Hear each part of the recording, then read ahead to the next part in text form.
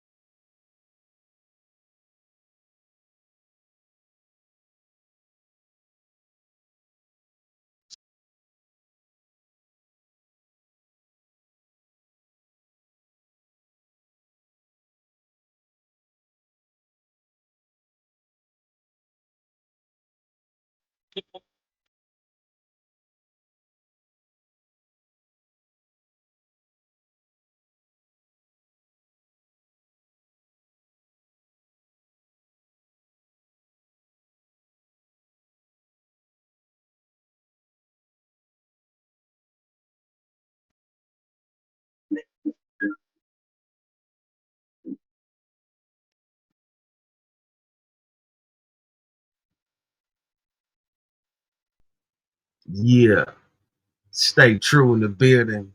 Kitty Frappuccino Show. What's up, baby? Salute, salute, salutes out to everybody tuning in, man. Hit that follow button, hit that add button, hit that subscribe button. You know what I mean? Hit that like, share. You dig, man. I appreciate y'all coming through tonight. We got a lot to talk about. Stay true. What up, though? Hey, man, come on, man. You know, man. I got to stay true. You know. You know. Man, we got to talk about it, man. Shador Sanders. We got to talk about it. Shador Sanders. We got to talk about how they've been playing with him. Got to talk about how the league and jealousy and the betrayal. I mean, it gets deep. This guy Shador Sanders, man.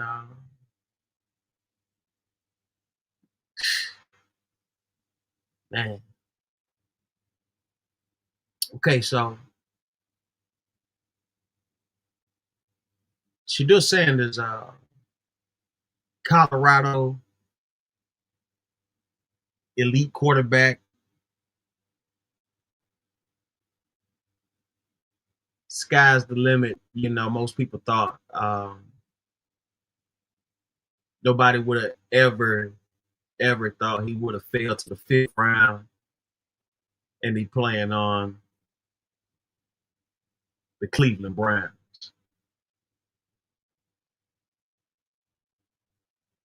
No one ever thought with such a promising career in the NFL, Shador Sanders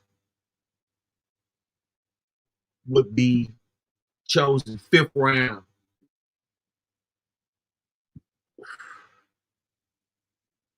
and playing for one of the worst teams in NFL history, Cleveland Browns. Now,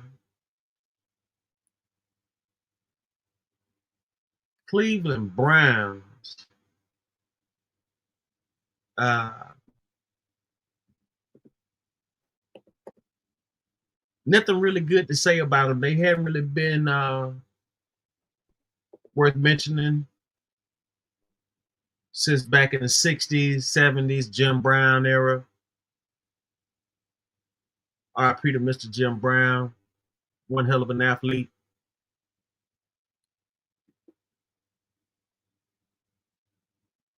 Uh,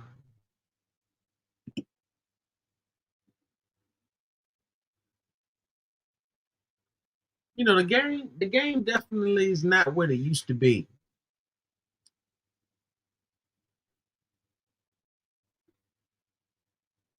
I mean, we got to look at this in totality.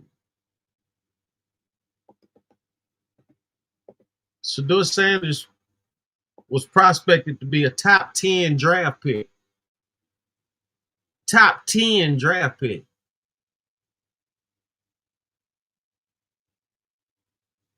He falls to like 270. A top 10 draft falls.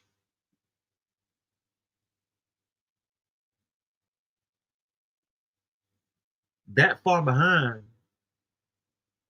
You got to think about it. It must be some type of collusion.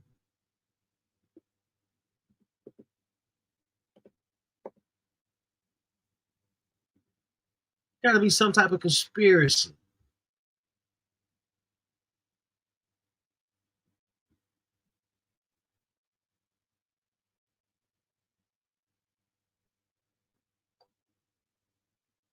I mean, it's a lot to talk about.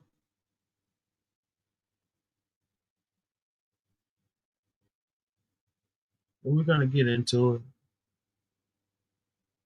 Shador Sanders come from the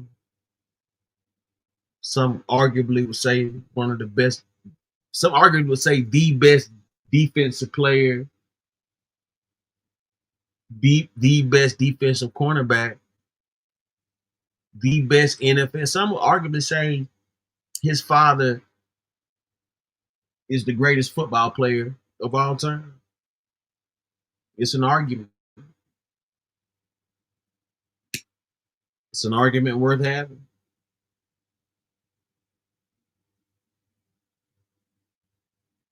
See, special teams is so underrated. They don't praise special teams enough. You know why they don't praise special teams? Because most people don't get a chance to execute a special team play.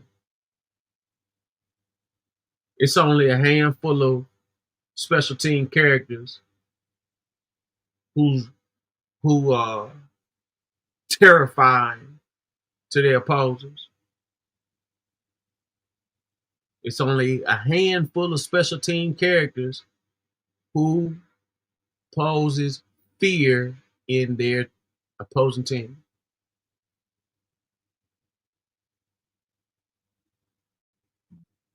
Devin Hester, Deshaun Jackson,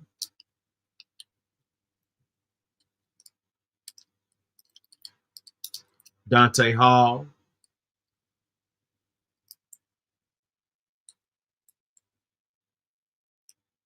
and the great Deion Sanders.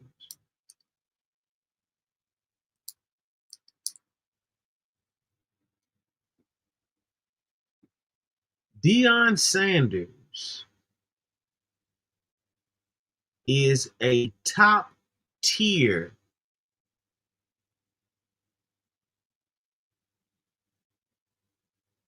and I do mean top tier defensive back. No doubt about it. No question.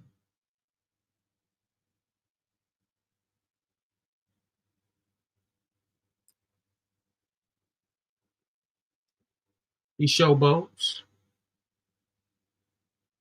He made football worth watching, bring entertainment to the game.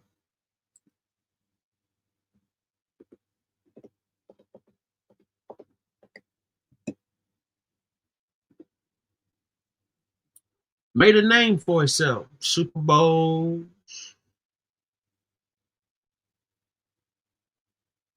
Pro Bowl, music business. I mean, it gets deep. It gets deep.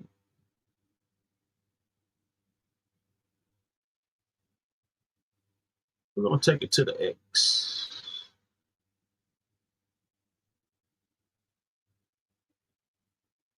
We're gonna take it to the X.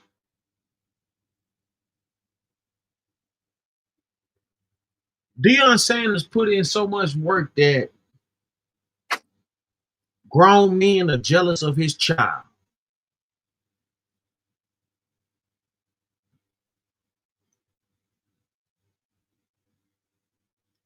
A league desperate for views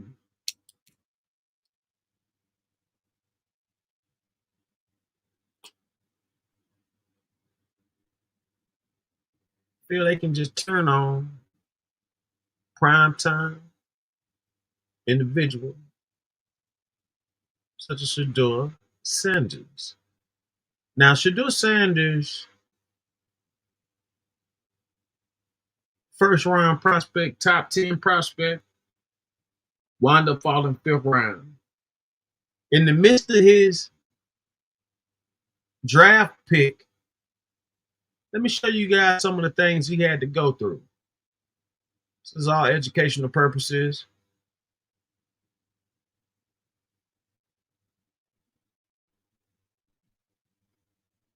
Let me show you some of the things he had to go through. Shedeur Sanders. Fell from first round to fifth round.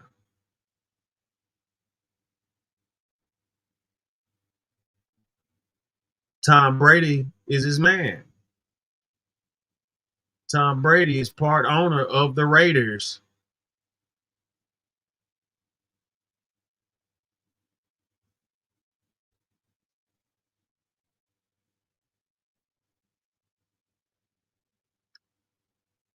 While Shedeur was waiting for his opportunity to be a part of the great NFL organization,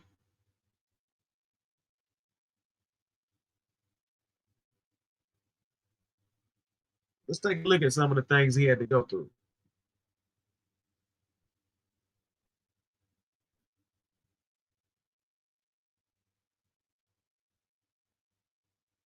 As you can see, that's Dion.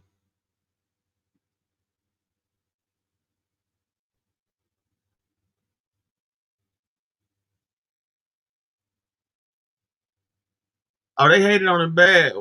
They hated on him bad, no cut. What up? They hated on him bad, man. They hated on him bad. Do this young man like this now. Outstanding citizen, outstanding college, goer. This nigga 25 years old. That nigga got 5 books. Let's take a look at this. This is the phone call. This is the phone call here that they gave. They sent Shedeur Sanders. Check this out.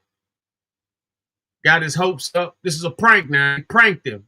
This is what they doing to the brother on his draft day.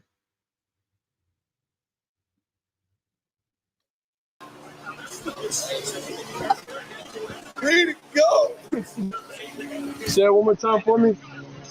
This is Mickey Loomis here, GM of the Saints. How you doing?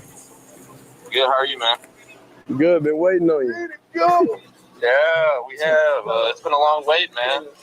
No, for sure. We're going to take you with our next pick here, man. Yeah. Yes, sir. Let's be legendary. But you're going to have to wait a little bit longer, man. Okay. Sorry about that. Let's be legendary. That's what he tells them. After they prank him, he don't know it's a prank. He thinking he getting drafted. Them piece of shit motherfuckers pranked him.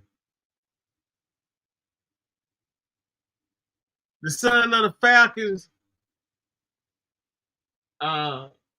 defensive coach, his son got a hold of the number thing, of the draft numbers. Prank call Shedeur. Let's take a look at it from both ends now. We got the full coverage right here, both ends. Jack Albridge.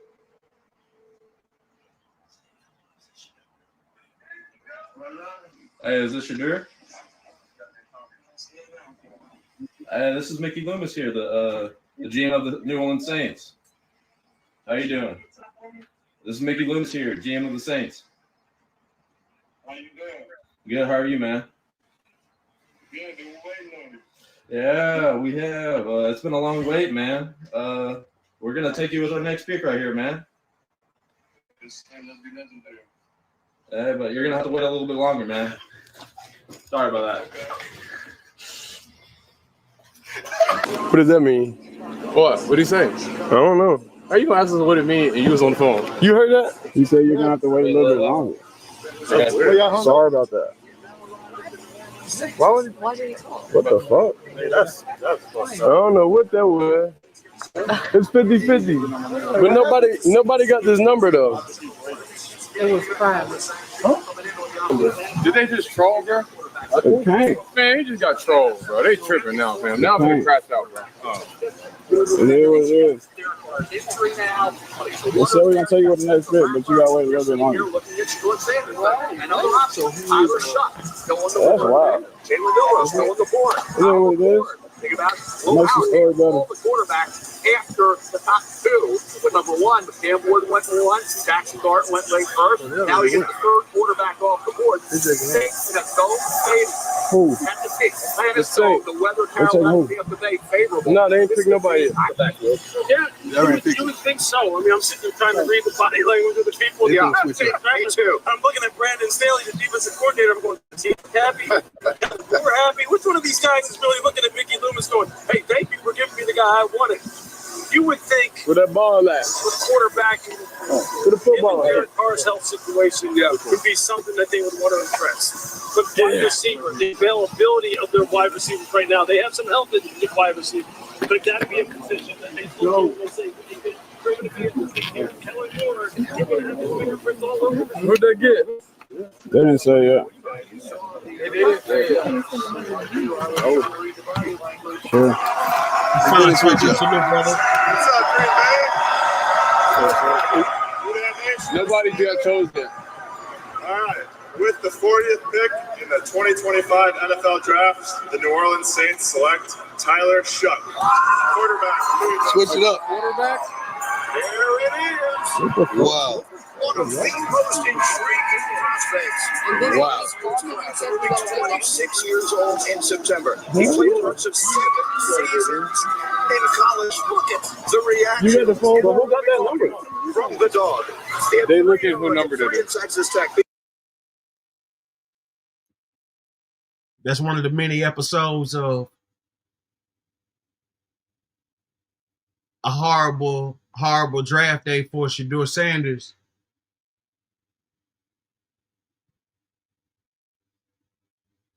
I want you guys to understand this is one of the biggest days of his life. The world had him top 10, top 5 quarterback, if not 2.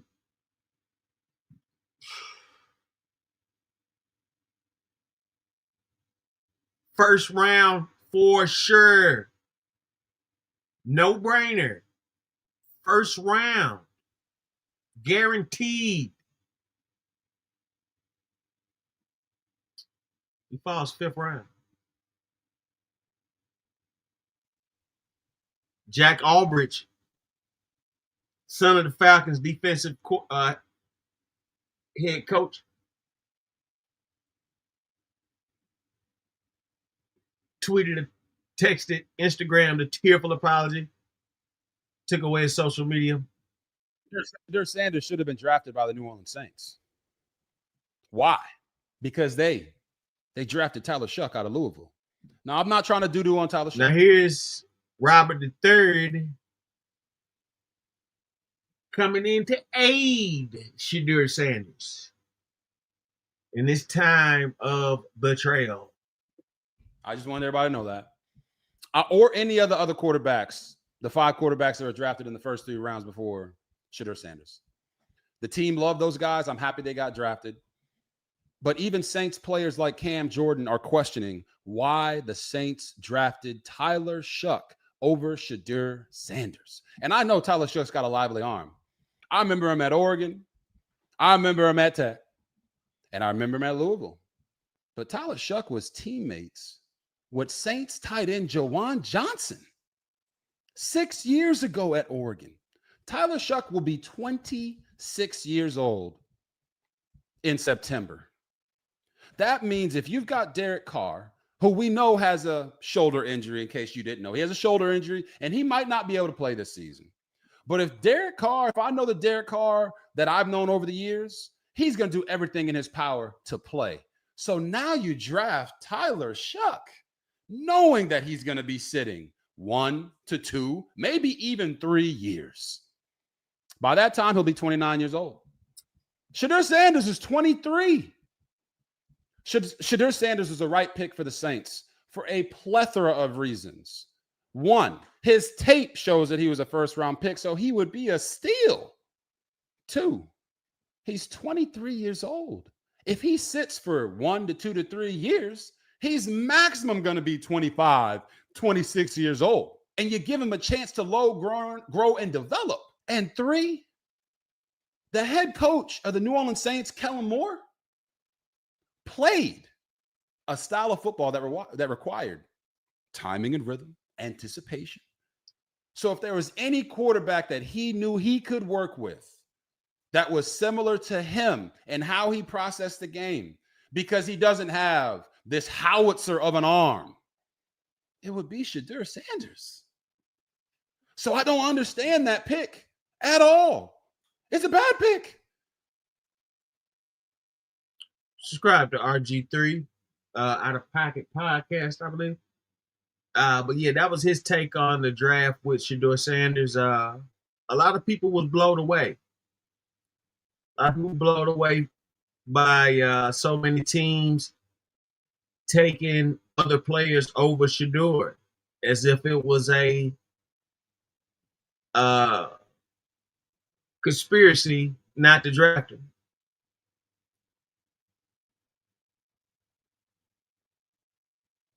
Let's check out Shedeur and his thoughts. We finally get home, we get settled. 2 nights before pro day, I get bad dreams. So that's how I know, like, the devil was trying to work on me. So then the first night I have horrible dreams, bad dreams. I wake up hard for me to go back to sleep. And I'm like, why all of a sudden I'm having a bad dream 2 days before pro day? Like, why? Out of all days, why now? You feel me? So that's like kind of how I understand, and even with dad and anytime greatness and all that stuff is about to happen and all that stuff, then you see the devil try to like play his games, and try to distract your mind, get you off, throw you different curveballs in life and all this different type of stuff. So night before pro day, same thing, get another bad dream. But I was prepared because I just went through it the night before. Then I'm just thinking like, why? It just don't make sense. Like, how am I continuously getting bad dreams back to back? And life been the same every day.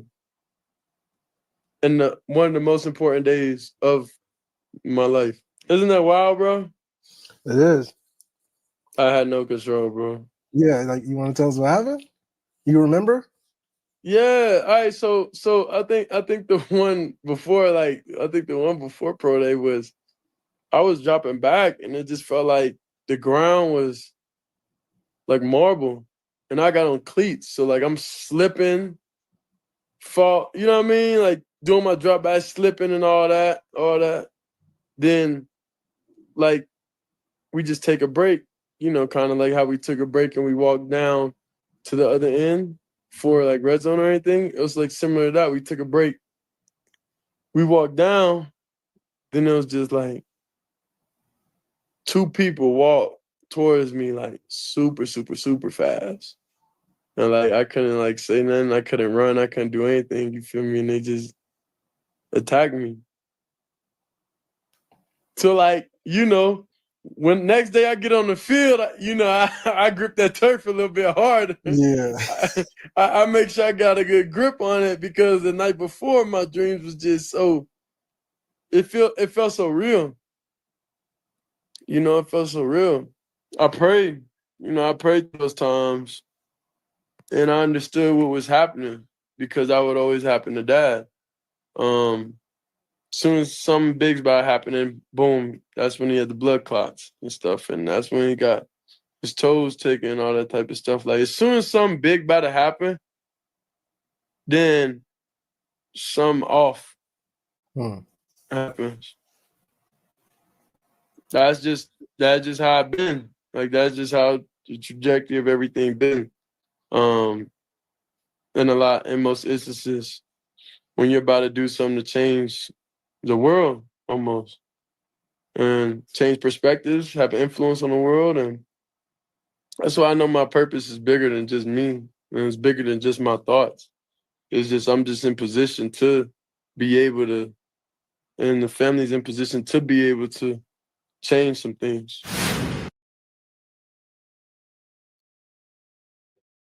So that's Shedeur Sanders speaking, saying that he had bad dreams days before the draft as if he was being warned this was going to happen.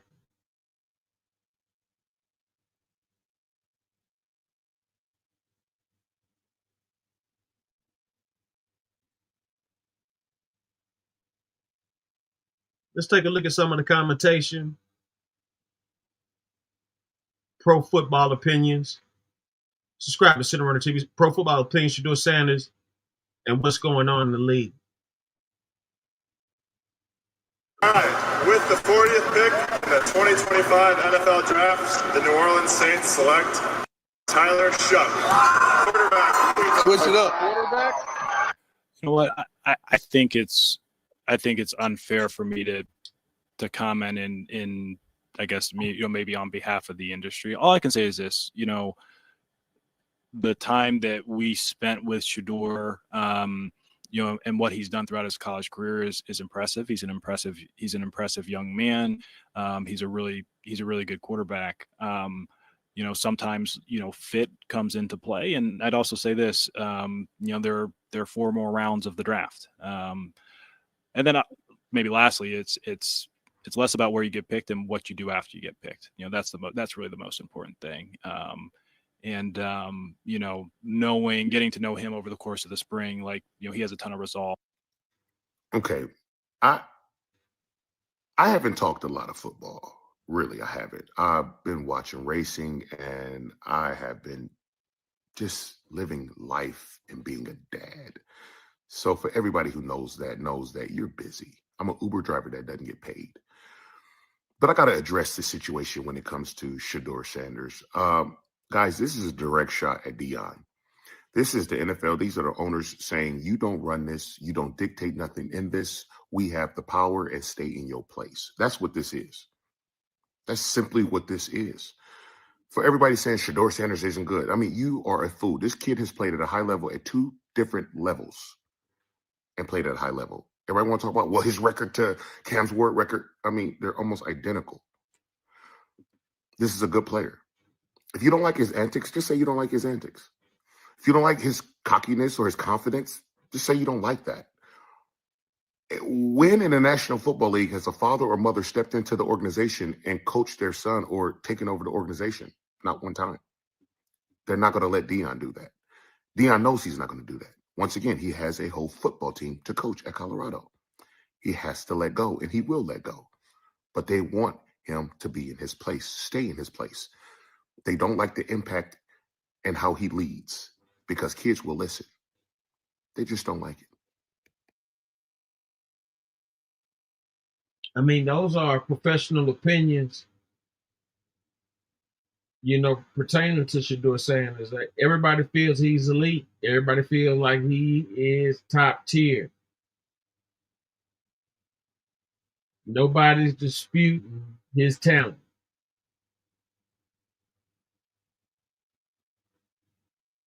How exactly did he fall to 5th round?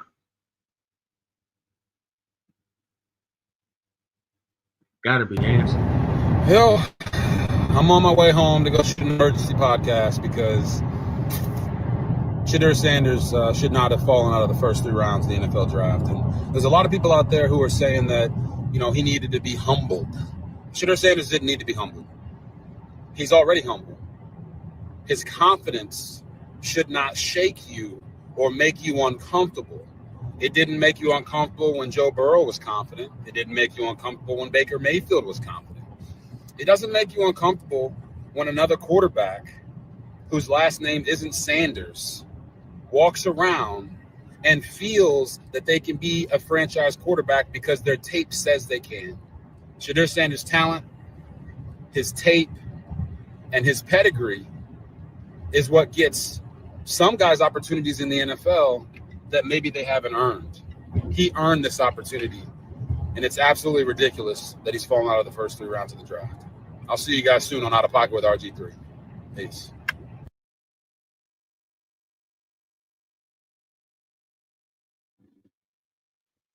Once again, professional opinion.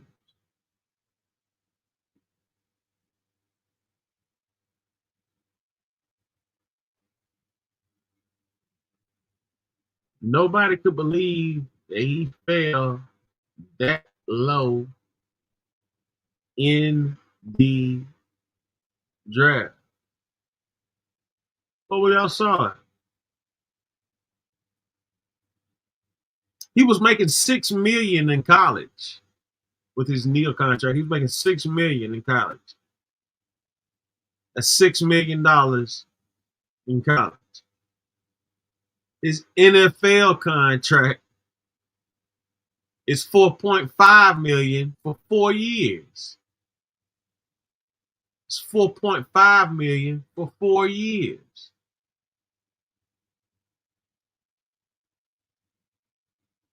Shedeur Sanders. If chosen first round, he was guaranteed some $40, $50 million. $40, $50 million.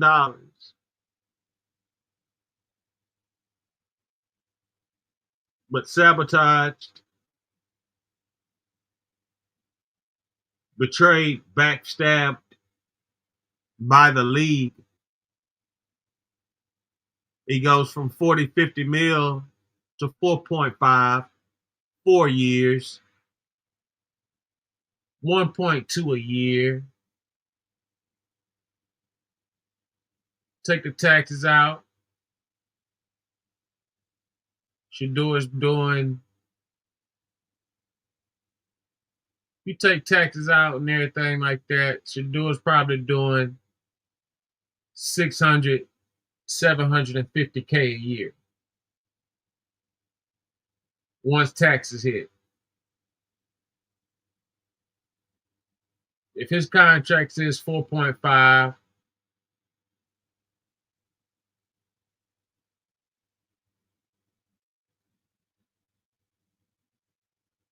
he'll get 2.2 of that, at least.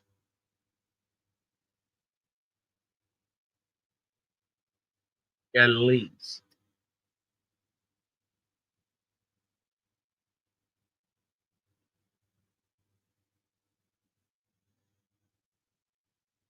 With that type of money and that type of betrayal,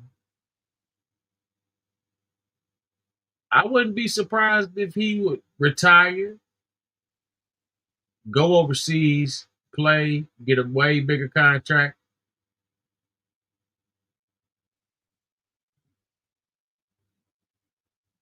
Make a name for himself.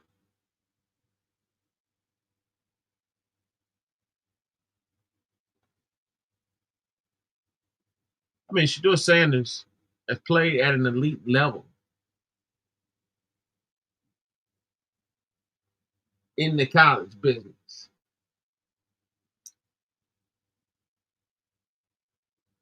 Once prospected, top 10. How does that person fall? How do you fall that low in the draft to 5th round?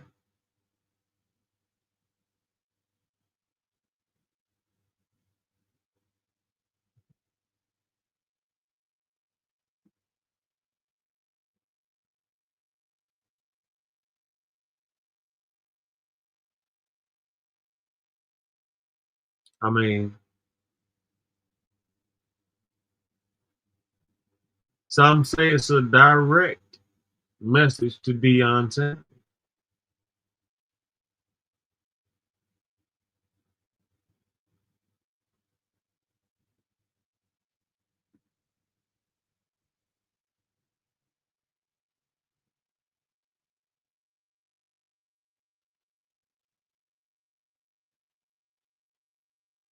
Here's his best man, Travis Hunter.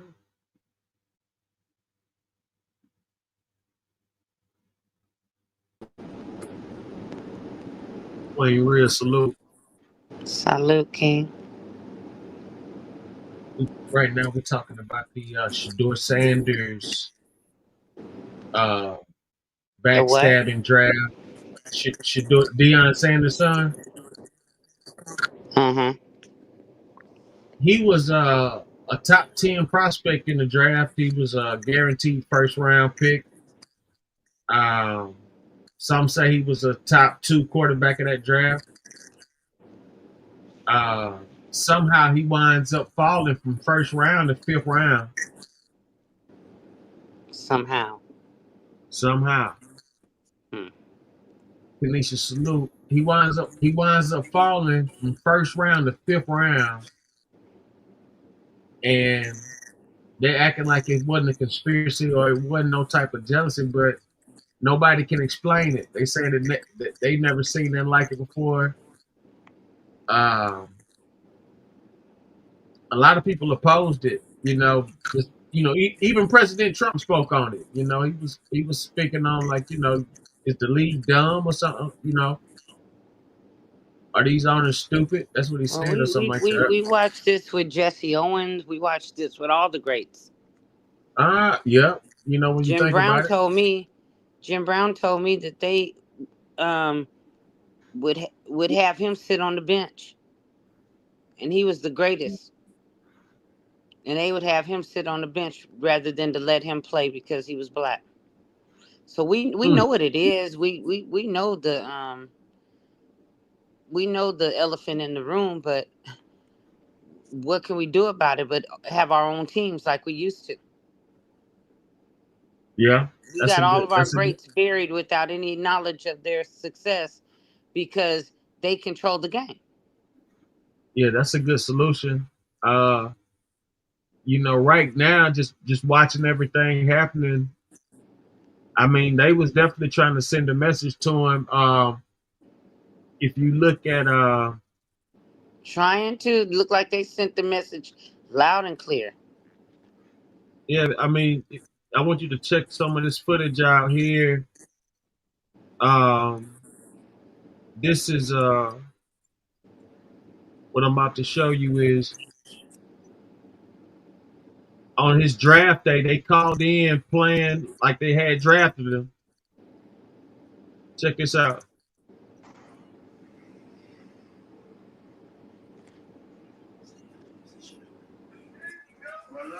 Hey, is this Shadur? Hey, this is Mickey Loomis here, the GM of the New Orleans Saints. How you doing?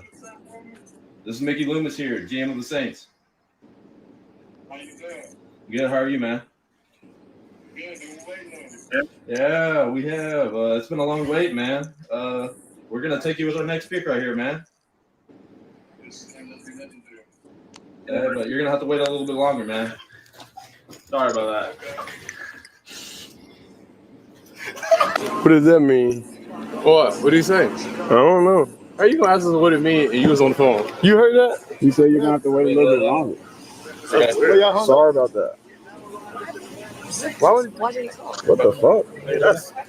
I don't know what that was. It's 50-50.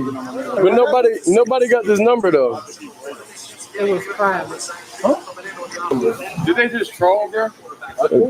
Man, he just got trolled, bro. They tripping now, fam. Now I'm getting crashed out, bro. It is what it is. They said we're gonna tell you what the next pick, but you gotta wait a little bit longer. And other options, Tyler Shuck, still on the board. That's wild. Jalen Miller on the board. It is what it is. Think about it. Makes the story better. The quarterback after the top two with number one. Cam Ward went one. Jackson Dart went late first. Now he gets the third quarterback off the board. Saints in a dome stadium at the peak. The weather Carolina Tampa Bay favorable. No, they ain't pick nobody. Yeah, you would think so. I mean, I'm sitting here trying to read the body language of the people. Yeah, me too. I'm looking at Brandon Staley, the defensive coordinator. I'm going, does he look happy? Kellen Moore happy? Which one of these guys is really looking at Mickey Loomis going, hey, thank you I for was giving me the presenting guy I wanted? millions for that. You would think Where that ball at? with a quarterback in Where the football the at? Derek Carr's health situation would be something that they would want to impress. But wide receiver, the availability of their wide receivers right now, they have some health issues with wide receiver. But that'd be a position that they look at and say, they're going to be interested here. Kellen Moore, you're going to have his fingerprints all over the Who'd they get? They didn't say yet. Sure. They finished with you. What's up, Green Bay? Nobody got told yet. All right.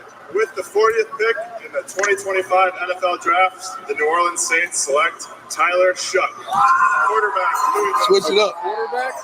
There it is. Wow. One of the most intriguing prospects. Wow. He'll be 26 years old in September. He played parts of 7 seasons in college. Look at the reaction. You got the phone, but who got that number? From the dog. They looking who number that is. Texas Tech. They played with him. They prank called like they was about to draft him. Come to find out, that was the people that did that was the sons of the Falcons defensive coach. It was his son and friends. We should sue them. Yeah, the league for how much you would have gotten in the first draft pick. Yeah, the league fined them like $150,000 or something like that. No, I would sue them for more. Yeah, the league fined them. Just looking at this whole thing, it just just makes you wonder, like, It's slavery. what is this? Nothing new. What is this really about? Like, man, how do you get done What does like that say to all of our young children? What does it say? Mm-hmm. And nobody can do anything about it? Please. They're trying to say that, it's a wake-up call and all this and that, but the kid's done that. He's done nothing wrong but play. He's done nothing wrong but play football.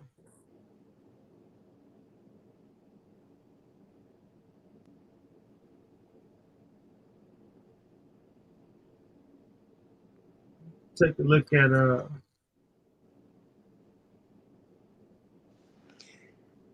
let's go to culture coverage. It just sends out a strong message to black men to me.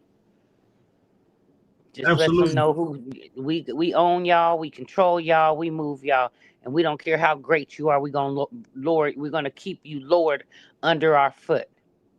We took you from your royalty and your kingship all the way down to slavery, and we've been rolling you ever since. That's what it's saying. Wow. Same game, new names. Mm-hmm. Let's go to Deion Sanders names NFL owners who blackball Shador. Subscribe to Culture Coverage.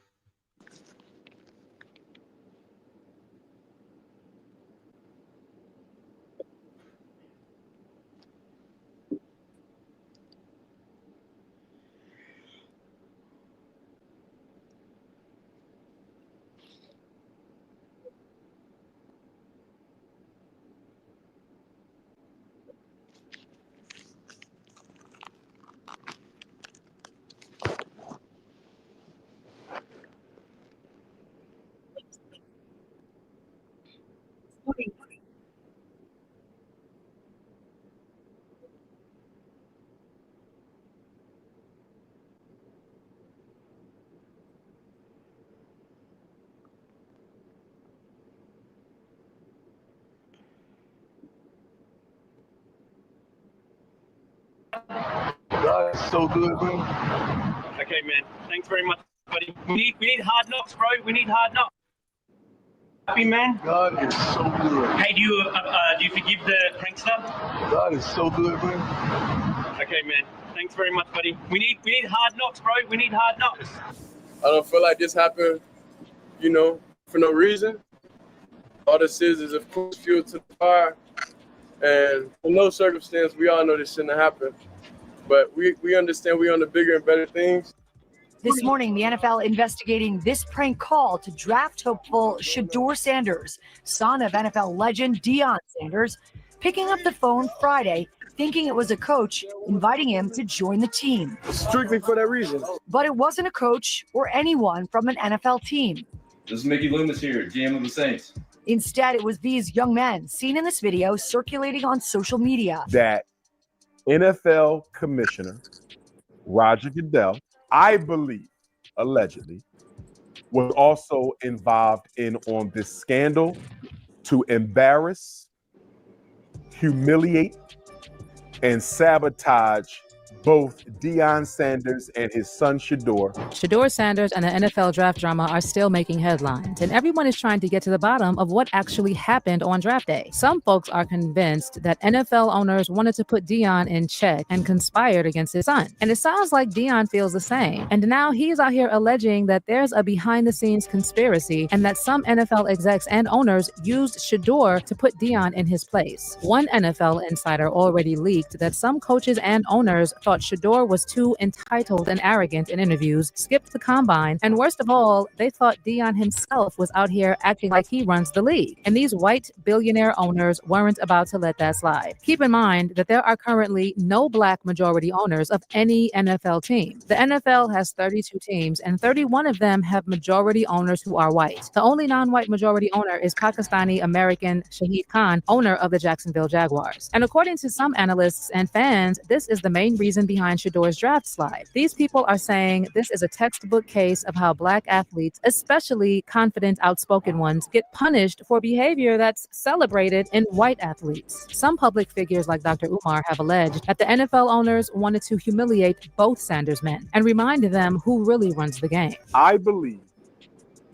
that all 32 NFL team owners and their executives and NFL Commissioner Roger Goodell, I believe they all came together in a KK Ku Klux Klan type of clandestine meeting, and they decided, allegedly, I believe, that they were going to embarrass, humiliate, and sabotage both Deion Sanders and his son Shador Sanders on draft day. But not everybody's buying the blackball angle. NFL legend Chris Carter came out and said there was absolutely no collusion here. And he actually accused Deion and Shador of making too much noise off the field and overplaying their hand. Well, a number of things happened. The number one thing that didn't happen was there was not a collusion message with the NFL owners. That's Chris Carter. He's known to be, brown nose here and there. I thought he was kind of out of pocket for these statements, but these were his professional statements. So I can't take it away from him. Right now, we're tuned in to the Shador Sanders scandal and conspiracy. Hit that like button, subscribe button, follow button, share button. Run it up. Okay, a lot of people think that. Now, as for fans, they seem to be divided on this. Some are calling this out as straight up racism and pointing out that white players with worse attitudes get passes all the time. But others are saying Deion brought this on himself, talking wild, taking shots at the league, and treating Colorado like it's the NFL. Now they're like, you want to act like you run the show? Oh, okay, cool. But don't be surprised when the league humbles your kid. So was Shador really blackballed, or did Deion mess this up for his son by trying to dictate where he plays and acting like he runs the league? How exactly did Deion explain Shador's stunning draft fall? Let's break this down. You have said that if the right team does not pick him, that you will intervene.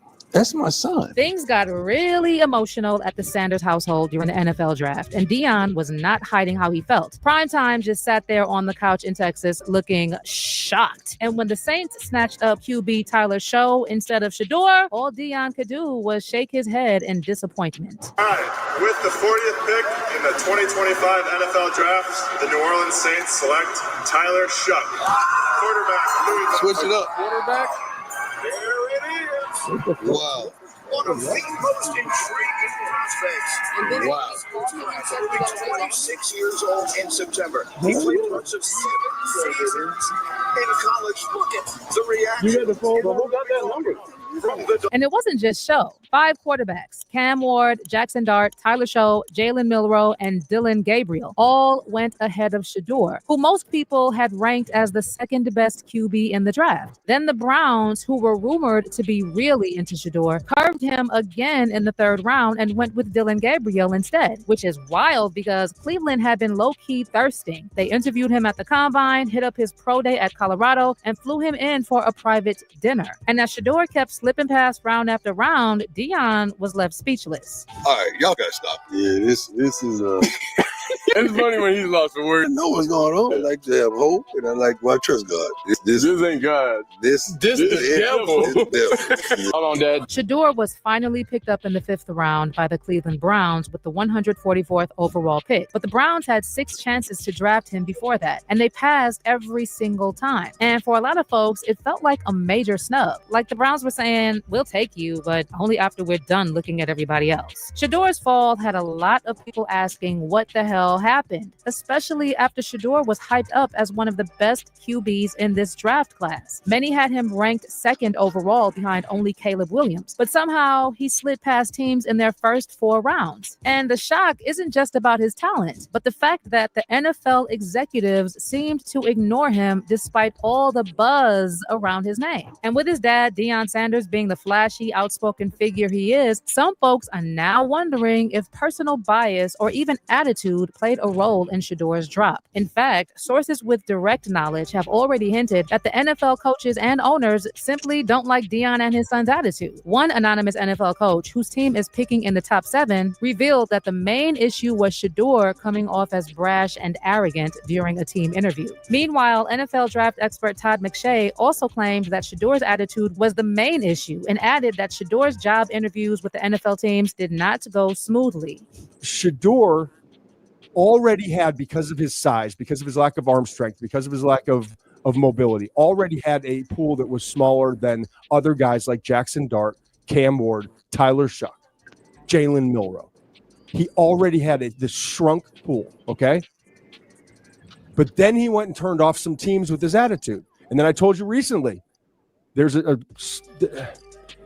I have been told by 2 different sources that the back and forth with an install package with the New York Giants and Brian Daboll, so it did not go smoothly.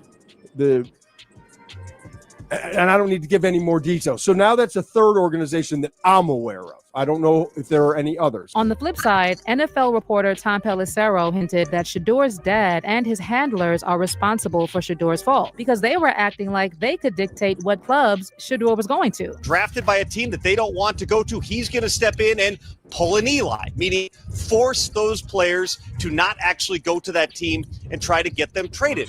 Throughout the pre-draft process, Shador Sanders very much proceeded as if he was dictating to clubs where he was going to go rather than how the draft works, which is the other way around. And there were a bunch of opportunities missed at the various checkpoints through that pre-draft process. Go all the way back to All-Star season. But Deion Sanders is now reportedly pushing this theory that the whole thing was a conspiracy to bring him and his son down. Sources are saying that Deion has been telling his inner circle about how NFL owners colluded to humble Shador because they couldn't stand the idea of a father-son duo stepping in and taking over the league. According to Deion, these owners saw Shador as a threat, not just because of his talents, because of the confidence and unapologetic attitude he and his dad bring. Meanwhile, Shador found himself wrapped up in another controversy on draft day when he was pranked by a fake phone call. It was later revealed that the prank was orchestrated by Jax Ulbrich, the son of Atlanta Falcons defensive coordinator Jeff Ulbrich. 21-year-old Jax called Shador pretending to be New Orleans Saints general manager Mickey Loomis. The caller claimed that the Saints would take Shador with their next pick before adding that he was going to have to wait a little bit longer. After the call ended, Shador looked unsure about what just happened. And while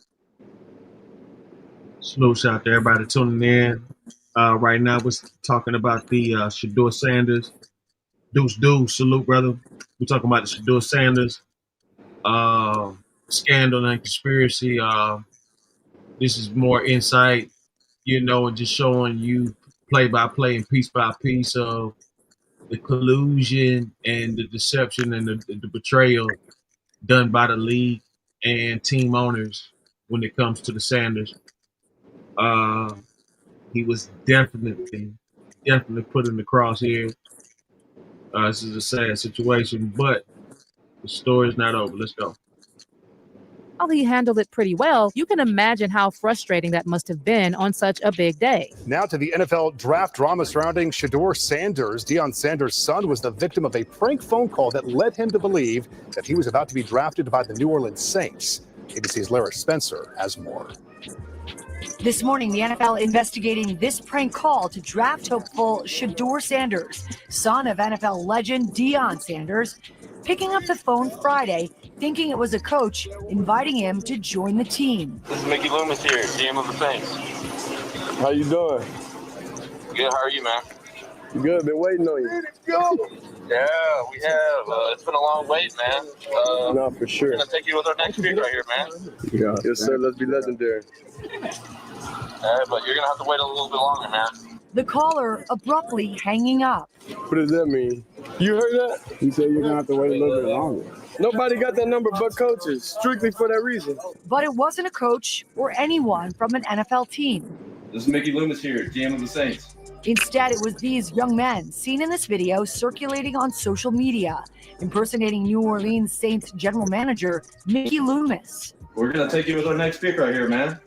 Yeah. Yes, sir. Let's be legendary. But you're going to have to wait a little bit longer, man. Okay. Sorry about that.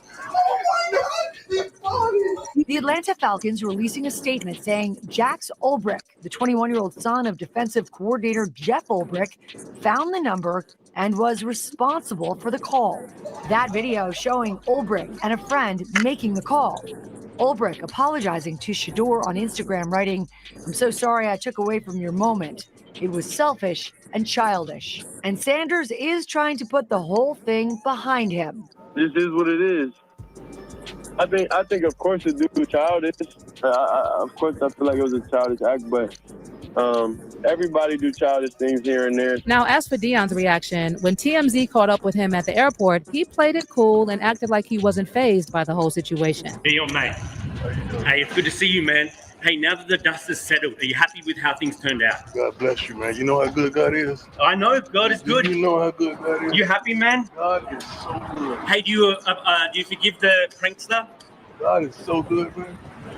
Okay, man. Thanks very much, buddy. We need hard knocks, bro. We need hard knocks.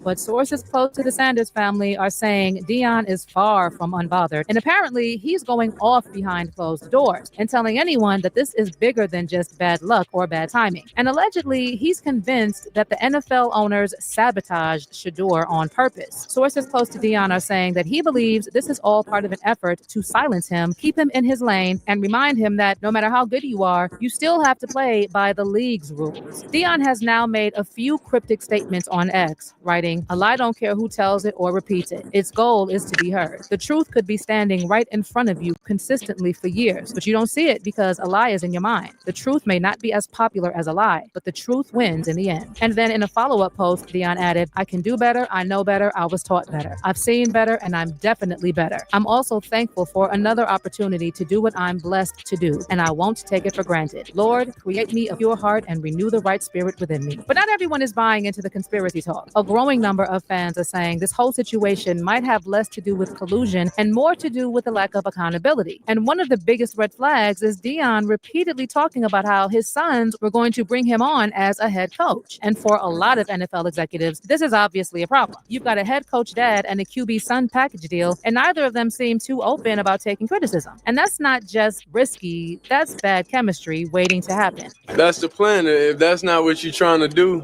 don't get me. If you ain't trying to change the franchise or the culture, don't get me. So you should know history repeats itself over and over and over. And I've done it over and over and over. So it should be no question why NFL franchise should pick me. Now, on the other hand, some fans are asking the hard question. What if teams simply didn't think Shador was a good fit? At the end of the day, this is the NFL. If you're truly a can't-miss superstar, teams will put up with a lot. So maybe it's not all about racism or collusion. Maybe it's about teams seeing a player who still has some growing to do, both on and off the field. But what's your take on all this? Is Deion right? Was this all a calculated move by NFL owners to humble the Sanders father and son? Is Shador being unfairly punished for his confidence and his father's fame? Or is this a classic case of hype not matching reality, and Deion might actually be hurting his son's chances more than helping? Leave your comments down below and stick around for this next video.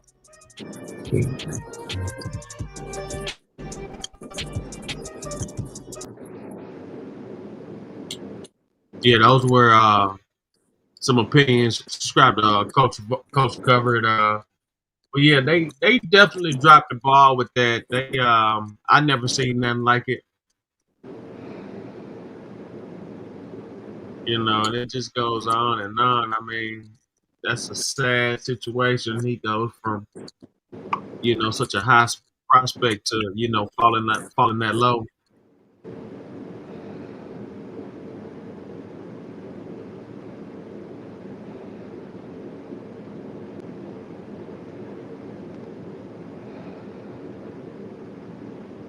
All right, let's go to the news.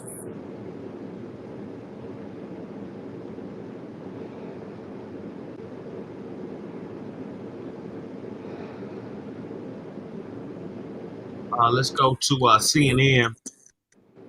We got 3 more New Orleans inmates captured, leaving 2 at large. Subscribe, CNN.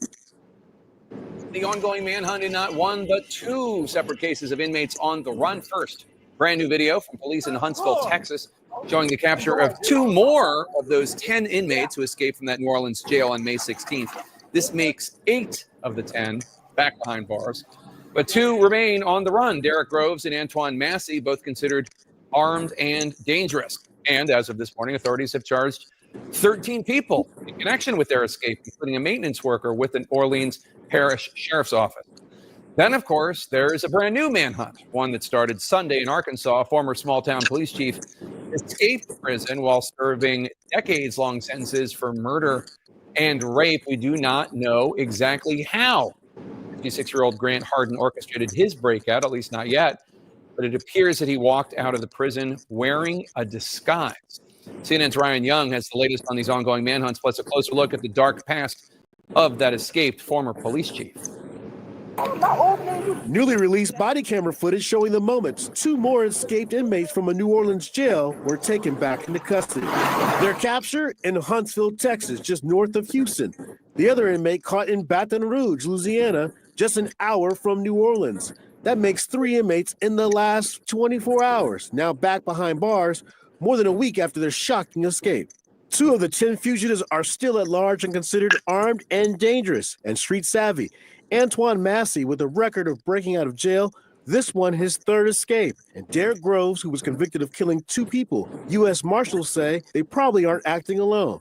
They're hiding or somebody's helping them. It's not as easy as just driving around looking for them. Another escaped inmate capturing headlines today, this time in Arkansas, just south of Missouri. Authorities say Grant Harden, a former small-town police chief turned convicted killer and rapist, managed to get out of an Arkansas prison in broad daylight Sunday. He's extremely dangerous.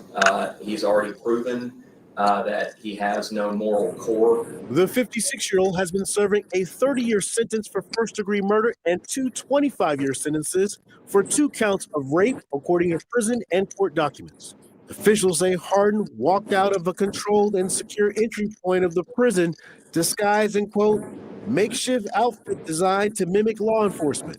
He's a sociopath. Prison's not full of people who are all bad. It's full of a lot of people who just do bad things.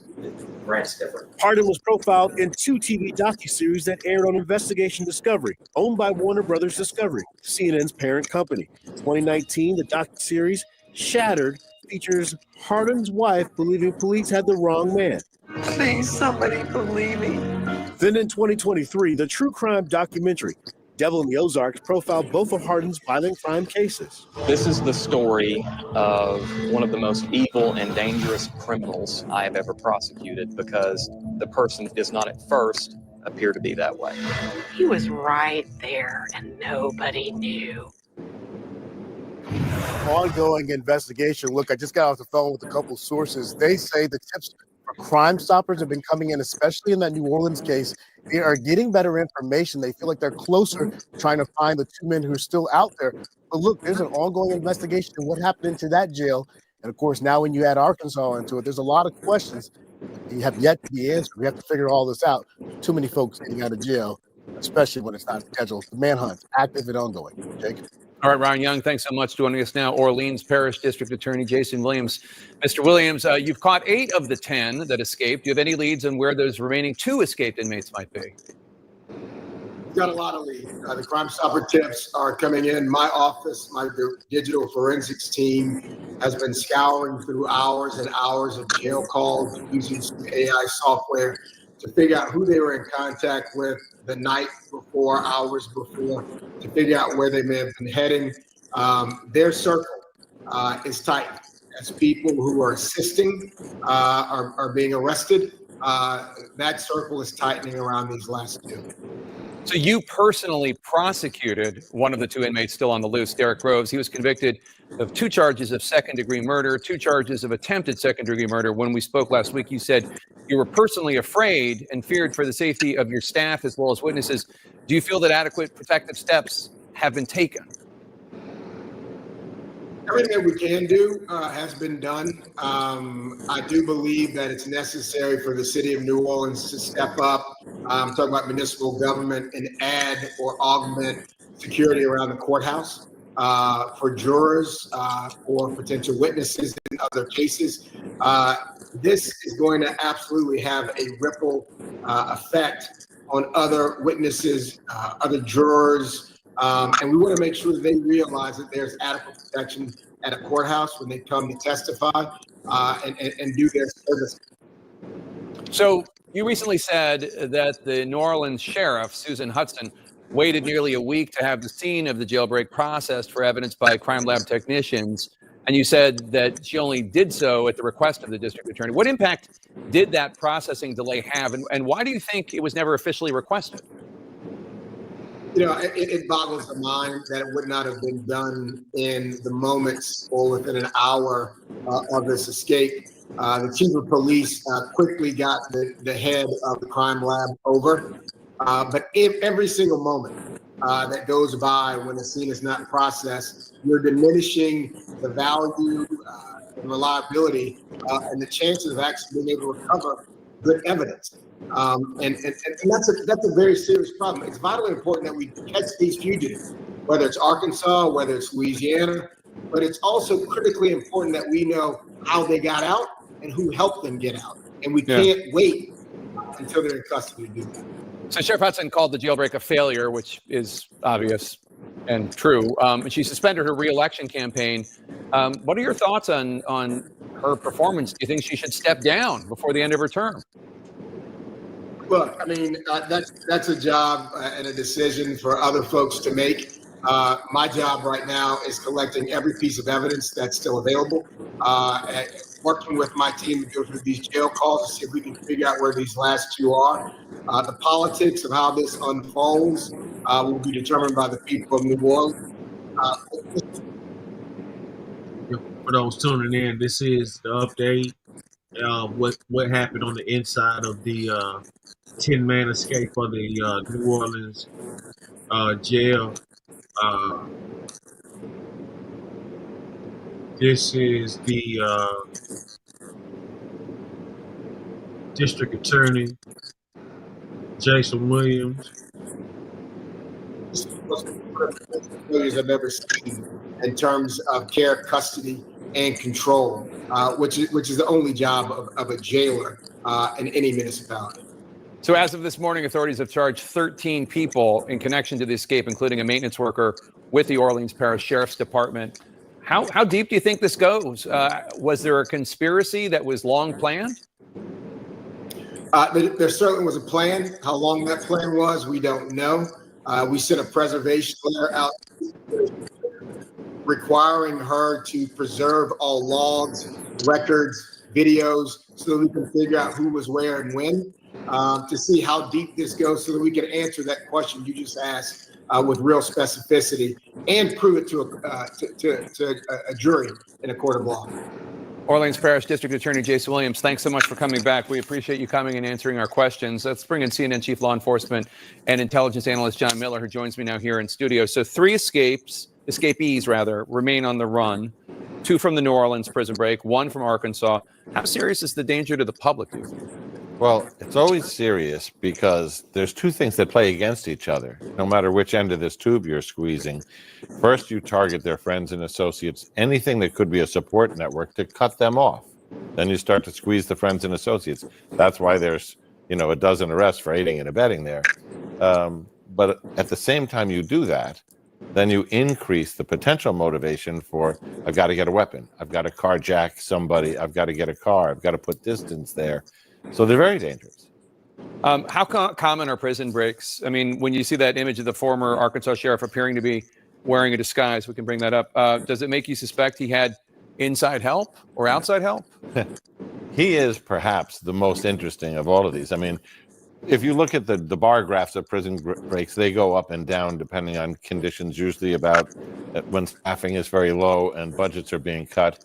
But 91% of escaped prisoners get captured in a relatively short time. But here's something about Grant Harden. He was the chief of police in Gateway, Arkansas. He was on the police department in Huntsville and Fayetteville, in Eureka Springs. But at the time he allegedly committed, well, not allegedly, he's pled guilty. He's convicted, yeah. The 1997 murder where he shot a man point blank, stopped on the side of the road, motive still unknown. He was working for the Arkansas Department of Corrections. So he has not only the talents and training and instincts of a lawman who's been a criminal most of his career, but he also has an insider's knowledge as a corrections officer of how everything works there. And whether you're talking about the career criminals in New Orleans or this police chief who escaped in Arkansas, every minute of every day, if you're doing a life sentence, somewhere in the back of your mind or in the front, you're thinking of, how do I escape? You're watching for every opportunity. He clearly put that knowledge to work. So you said 91% of people who escape from jail or prison are caught. So that means 9% get away forever? Well, not forever. 91% are caught within a relative short amount of time. Okay. You know, there are those who figure out how to disappear, which is increasingly harder with things like not just fingerprints, but now DNA, the fact that we have this digital dust trail that we all leave behind us. But some people manage to disappear.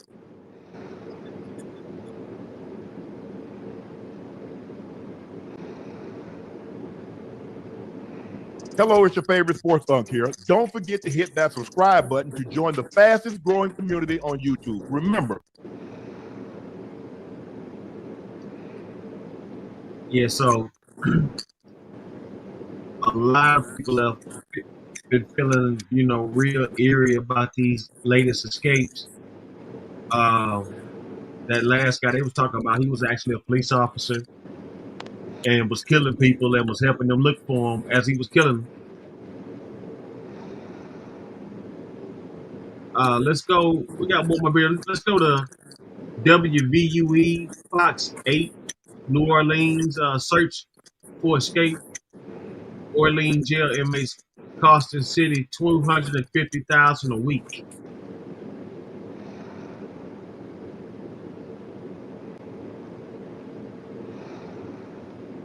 Inmates went running out of the loading dock at A Fox 8 investigation finds the cost of searching for 10 inmates isn't just financial. Chief investigative reporter Stephen Stock looks at how the search has diverted resources away from fighting violent crime.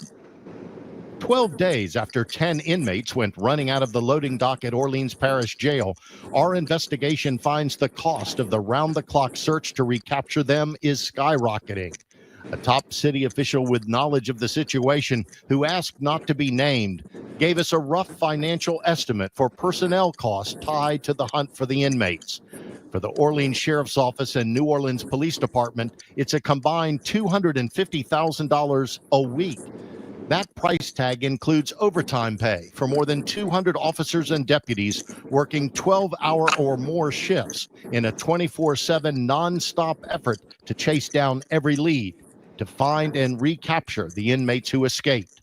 The source says that estimate does not include vehicles, equipment, or employees working extra security, or those working in the city's real-time crime center. Right now, the manhunt is where we're putting all of our efforts. So it's a full court press, a lot of overtime. These officers are working themselves to death, and they work hard to begin with. New Orleans Police Superintendent Ann Kirkpatrick insists her focus isn't on the money, but on the priority of catching every one of the 10 who escaped. Money is so non an issue to me. It costs what it costs. It costs what it costs for your public safety, and I don't think anyone here is going to say boo to me or the city council about the overtime that is spent. It's the cost of your safety, and I'm going to put as many resources out there, and don't even talk to me about overtime. I could care less. But it's not just the financial cost. Superintendent Kirkpatrick says important police work on other cases has been put on hold because every officer working on the Violent Crimes Task Force has had to stop and shift focus to the inmate search. We work a very effective strategy on our violence reduction strategy, gun violence reduction. We've had to take attention away from working that strategy to now going over here. But this is a higher priority, and it is something that just happens in law enforcement. We have to triage. Louisiana OPD that were working high-level cases before this escape, and those high-level cases are being tabled for right now. Longtime Metropolitan Crime Commission President Rafael Goyeneche worries about the long-term impact on public safety when diverting attention away from things like violent crime to focus solely on the escapees. Those investigations are critically important because the longer those violent and repeat offenders remain free, the more victims we're going to see in the community, the more crime we experience in the community. So for the past 10 days, the units that are responsible for arresting those individuals have been repurposed to look for the 10 escapees, which means that the other people that they were prioritizing to take off the streets, they're going to remain free. And it's not just the city of New Orleans and Orleans Parish Sheriff. State Police spokesperson Sergeant Kate Stiegel tells us more than 200 troopers, Department of Public Safety officers, and support personnel from around Louisiana have been working to find the escaped inmates. And a top local federal law enforcement source tells us as many as 100 federal agents from the FBI, ATF, U.S. Marshal Service, and Homeland Security have also joined the search. They had to take people from some of the other areas of responsibility. Might be cybercrime, maybe public corruption, maybe other violent crime investigations, drug cases. So they had to repurpose and redeploy the agents that were working. Both Goyeneche and Kirkpatrick say it's a necessary price for bringing every escaped inmate back into custody. They have to prioritize. They can't do two things at once. This is all hands on deck. These are known violent offenders, and they have to be recaptured. Obviously, all the attention is here. All of the manpower and resources in an intense form is here within the city and our region. So it is not a matter of, are you going to get back in custody? It's when. The top city official with knowledge of these expenses tells us New Orleans police spent roughly $1.6 million in personnel and overtime following the terrorist attack on Bourbon Street. The source worries both unforeseen events could lead to budget cuts in the fall. We did reach out to the mayor's office, but they did not provide a comment on concerns about possible budget cuts.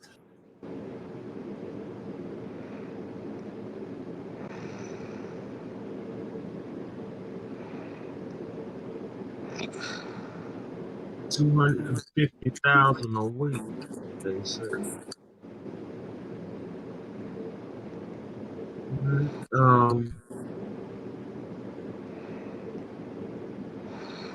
Let's go to the let's go to 5 News. Extended coverage. Manhunt continues for ex-police chief who escaped from Arkansas prison.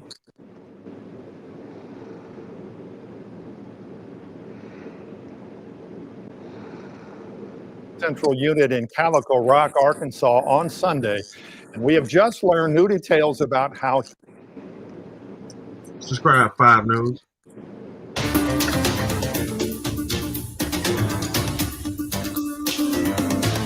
Right now, a manhunt underway for an escape. I'm Darren Bob. Grant Harden slipped away from the North Central Unit in Calico Rock, Arkansas on Sunday, and we have just learned new details about how he escaped. Investigators believe that Harden was let out by a corrections officer that was operating a security gate there. He was disguised as a corrections officer when that happened. Prosecutors have also filed a new charge against Harden related to that escape. Take a good look at his picture. He has been evading capture now for 3 days. 5 News staying in touch with the Arkansas Department of Corrections. Communications director telling us there are multiple law enforcement agencies looking for Harden as we speak. Police gave us the picture on the right side of your screen. They say this is how he was able to escape that North Central unit in Calico Rock. We're told the photo was taken during his escape on Sunday. Police say the clothes he's wearing look similar to what law enforcement officials would wear. As to how he was able to escape, they say he went through a sally port. Now, a sally port is a controlled entryway typically used in corrections facilities like the North Central Jail, but they are known to be used in other high security settings. Investigators are now trying to figure out how exactly he was able to get the makeshift uniform and get through that sally port. Now, 5 News reporter Lauren Spencer live in Calico Rock, where search efforts continue. And so right now, Lauren, what does it look like out there? Yeah, this is a similar scene to what roads across Izard County look like. State police, they're making sure that they know everyone that's coming into the county and leaving the county. This is the main street here in Calico Rock, and you can take it all the way to Little Rock. So state police tell me it's a pretty busy road. They're set up here checking cars, asking questions, checking trunks, and trying to find any information on what some people know this man as the Devil in the Ozarks. What a name he's made for himself. Grant Harden has now been on the run for over 48 hours, and we've just learned he's now facing charges in Izard County for escaping. Rand Champion with ADC told us this morning that Harden has still not been found. He says there's a number of law enforcement agencies involved in the active search. We know that crews have been working through rainy conditions these past few days. These efforts include checkpoints, searches with drones, as well as canine units. Calico Rock is a small fishing town with a population just under 2,000 people. We spoke with Champion on Monday, who says the terrain of the area can make things challenging, especially with the steady rain we've been seeing for the past few days. It adds a different challenge for sure than a regular inmate. Again, this is somebody who has that training, has that specialized understanding of, the different tactics that are being used, and, even the way that they talk to each other, Kind of what Rand Champion was talking about. He does have background as an officer, so he said that could make things a little bit challenging. Anyone who knows any information about Harden is still encouraged to contact law enforcement. For now, I'm going to send it back to you, Darren.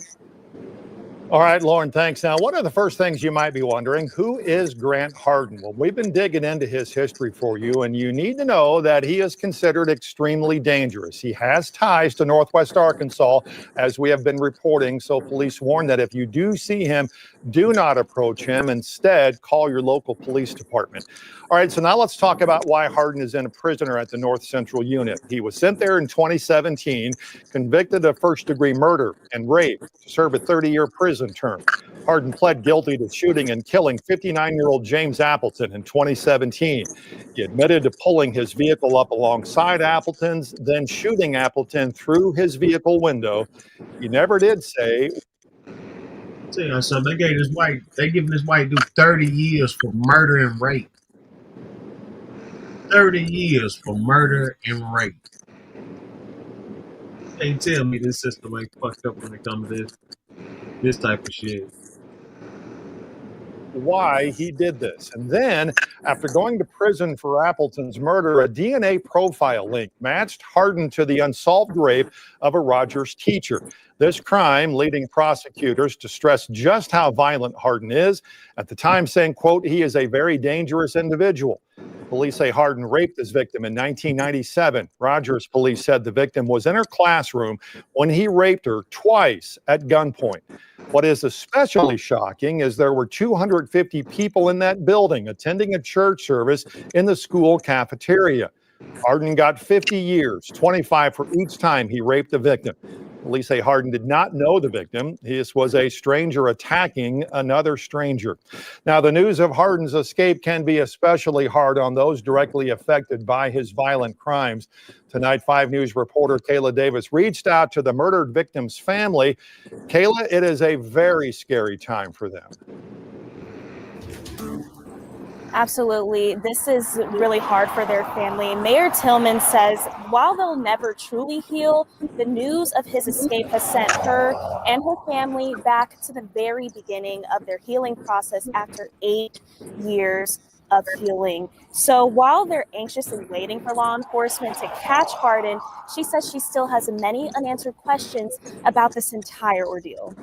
Cheryl Tillman says her phone kept ringing Sunday evening. When she finally answered, it just seemed like my heart just quit beating. The Arkansas Department of Corrections told her Grant Hardin, the murderer of her brother James Appleton, had escaped from prison. Hardin shot Appleton back in 2017 after pulling up beside him in Garfield and shooting him through the car window. Now that Hardin is out, Tillman says she's fearful he'll come back for more. I'm scared for everybody. You know, especially myself, my sister, my husband, you know, they all work together. You know, we were on that council that fired him. Tillman recalls erratic behavior from Hardin back then. He was very angry. He would chase people for no reason. He pulled a gun on somebody out on the ridge out there, and shouldn't have never happened. He ran a kid off the road and wrecked his car. Shouldn't have never happened. So he's just an evil man. She says she can't wrap her mind around how someone so dangerous could have escaped. Somebody at that prison wasn't doing their job. Somebody failed our system. It shouldn't have happened. Shouldn't have never happened. Tillman asks that the community stay vigilant until law enforcement brings Hardin back into custody. Back to you, Darren. All right, Kayla, thanks. Residents near the North Central unit are on high alert right now. Law enforcement swarming the Calico Rock area, hoping to nab Hardin very soon. The longer he is at large, they say, the wider the search area will be. 5 News talks to one resident and business owner who says he's grateful that nowadays we have things like social media to keep residents in the know. Logan Barnes also finds solace in knowing law enforcement is posting up throughout the area. It lets me know that they're on the case. They're not giving up. And I mean, heck, I've gone through the checkpoints twice now. Once in the morning and then once at night. And you know, I've ran into the same guy twice, so I know they've got to be give out. And I know that they're putting everything that they got into it. They're not going to give up. So I know that they'll find me for sure. Barnes has lived in the Calico Rock area for 7 years and says he's always felt secure. You ever hear, you know, Mayberry, Andy Griffith's show? That's what it's like. That's what it's like. It's like Mayberry here. You know, everybody helps each other out. But it's just wonderful. This escape has also Benton County residents on high alert. We're told that Hardin has personal connections to the Benton County area, specifically in Pea Ridge. Pea Ridge police officers are on the lookout and say there are many indications as of now that Hardin is in or near this area, but they are stepping up patrols and maintaining what they call a heightened state of awareness. The search for Hardin has not been an easy one for police. The weather and the general terrain, not to mention Hardin's history and law enforcement, are making this search very, very unique. Officers say the Calico Rock area is very diverse. There are rivers, there are forests, there's farms, a lot of hills and cliffs. Those can be hard to get around on their own, but add the rain and the efforts become even more challenging. Officers are also pointing out that Hardin may have a tactical advantage. He is a former police officer, so he has firsthand knowledge about law enforcement tactics and procedures. One of the details that makes this escape especially alarming is Hardin's history as a law enforcement official. At one time, he was in charge of protecting citizens, but even during that time, those he worked with saw a lot of red flags, including Eureka Springs former police chief Earl Hyatt. He didn't need to be a police officer at all. So he, matter of fact, I was going to terminate him, but he resigned and he was caught lying on a police report. That's a pretty big deal. It's a real big deal. If you're not an honest person, you cannot be a police officer. Chief Hyatt says he saw red flags when working with Hardin. One example he gave was a time when Hardin went to Berryville while on duty and allegedly broke into his ex-girlfriend's apartment and vandalized it. In that case, Hyatt said nothing was done, but that was wasn't the only thing that caught his attention. Grant had pulled some pretty wild things as a police officer. He had, notably, he had gone the wrong way on a narrow, windy one-way road and had a head-on collision with two elderly ladies. Hyatt also said that even as an officer, Hardin was a violent person who used excessive force. In fact, he told us he had plans to terminate Hardin from the Eureka Springs Police Department for lying on that police report, but he eventually resigned. So what exactly is Hardin's employment history as a police officer?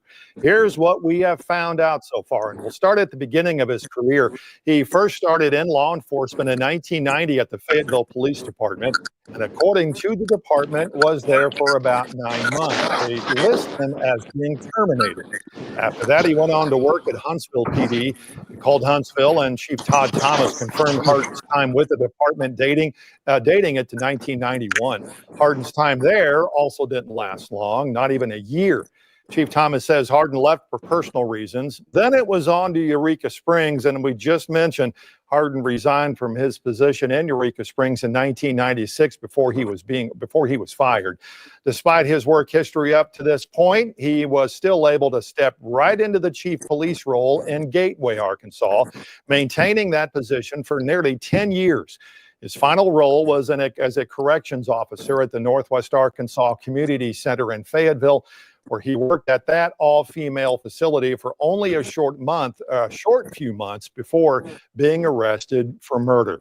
Now let's take a deeper look at his time behind bars. We wanted to know if Hardin has any troubling records since being in prison. Up until his escape, he doesn't have any disciplinary violations on his inmate record. His Arkansas Department of Corrections records show he completed anger management in 2019, then got his food handler certification just this year. Those are both considered programs of achievement. Well, the Arkansas State Police Department also not searching for Hardin on its own. We're told several agencies are helping out. They include the Arkansas Department of Corrections, the U.S. Marshal's Office, several local Arkansas sheriff's offices and police departments, even Game and Fish. Road checks are out, especially on roads going in and out of Izard County and the neighboring Stone County. When it's not raining, search crews able to use canines, drones, and helicopters in these search efforts. 5 News reporter Jacob Luthi made the trip to Calico Rock and shares the initial search efforts and what's yet to come. Brand Champion with ADC says search efforts Monday focused mainly in the area near the prison. We have a canine team that's here at this area. We have a lot of different agencies that are from this area that know it a little bit better.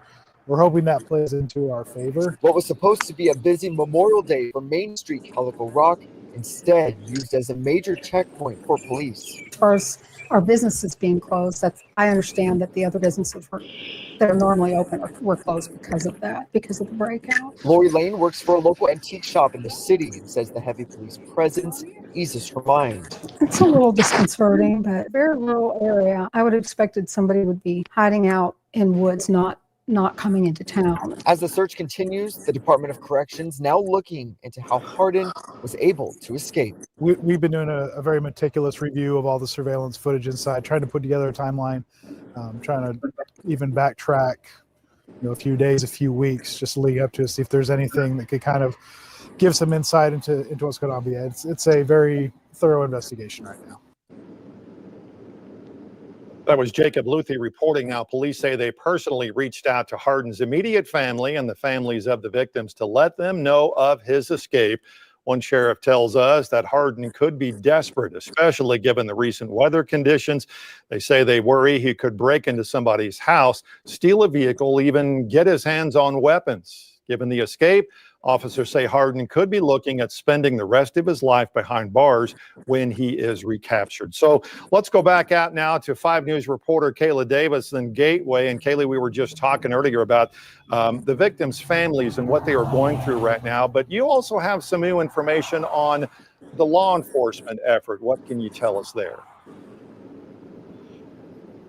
Yeah, that's right, Darren. Mayor Tillman told me earlier today she's especially worried for her family because her and her sister sat on the city councilman group that were originally the ones that fired him as a Gateway police officer. So now that he's been released, they're all on edge. But she tells me that not only has the Benton County Sheriff's Office done a spectacular job, but also Pea Ridge Police on keeping her family in the loop and making sure that this community stays protected. She says that they've been doing more patrols on these roads and also calling in just to make sure they're okay because they haven't yet heard back from the Arkansas Department of Corrections. 5 News also received a previous statement from Pea Ridge Police that reads in part, quote, out of an abundance of caution, we have increased patrols in residential areas and near public facilities, and our officers have been briefed and are maintaining a heightened state of awareness. So we're going to continue to keep you guys updated on how not only this family, but the residents in this area are feeling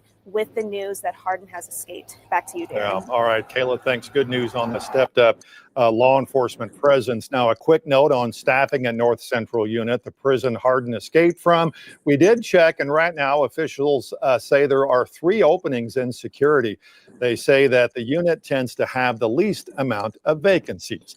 So let's go back out now to Lauren Spencer and Calico Rock itself. And Lauren, we briefly touched on Hardin's law enforcement history a few minutes ago. You have some more insight, though, into his background tonight.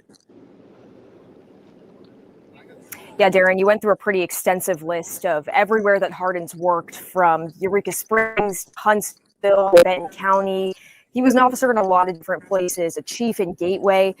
Rand Champion with the Department of Corrections told us on Monday that, this could be somewhat of a challenge because he does have some of that tactical knowledge, even knowing how officers talk to each other. That could be somewhat of a challenge in this search.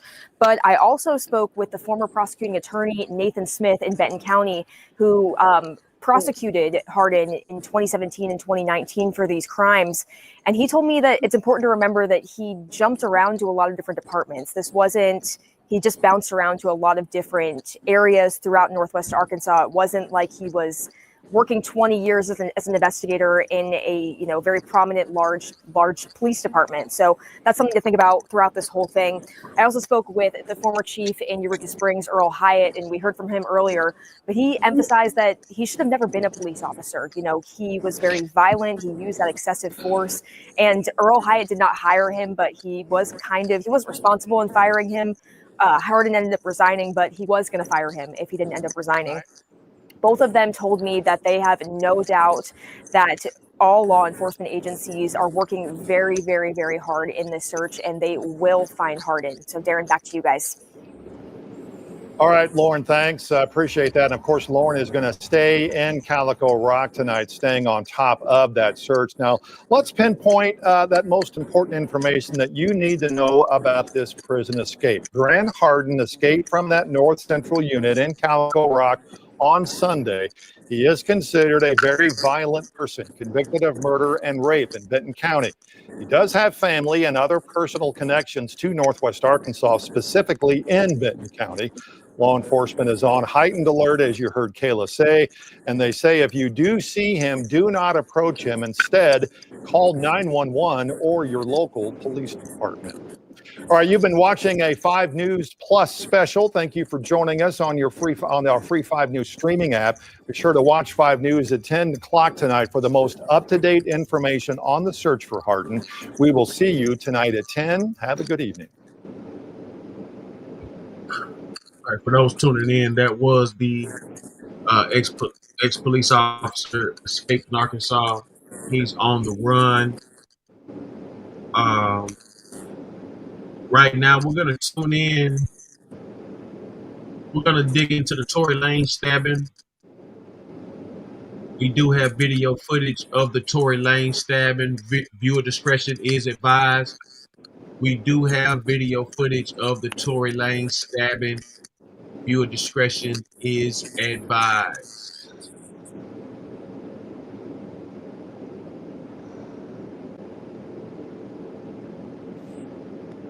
As you can see,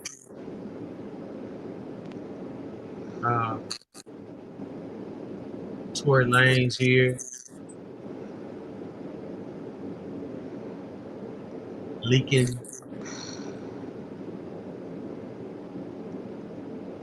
These are photos after the stabbing.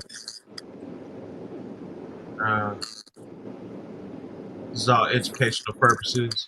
Tory Lanez stabbed 14 times in the correctional facility.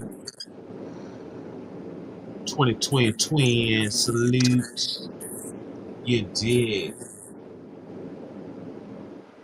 This is the Tory Lanez stabbing.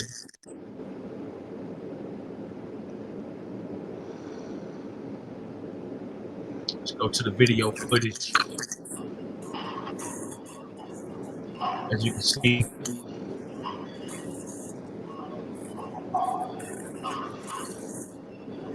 inmates walking around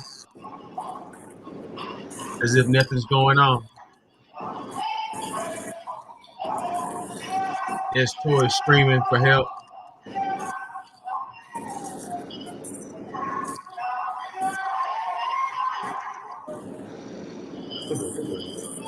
As you can see,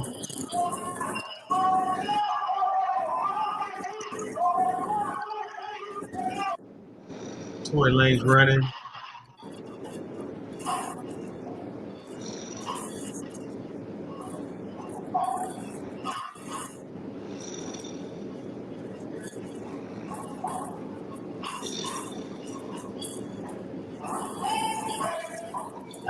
Those are his peers walking by him. No one is helping him. No one is helping.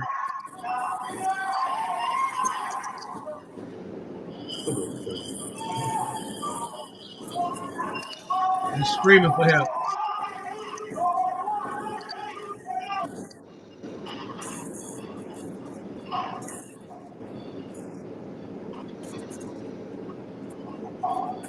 Viewer discretion is advised.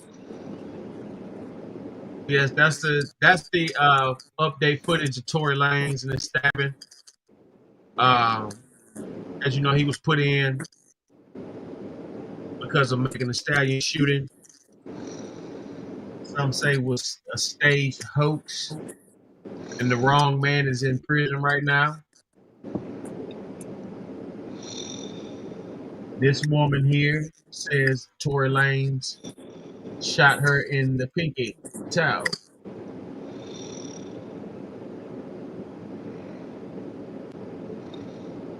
She claims to be a victim.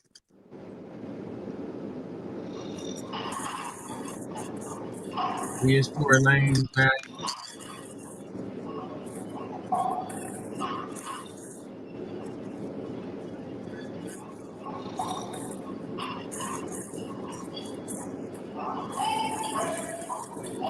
Fighting for his life, as you can see. It's hard to really see, but you can hear the screams.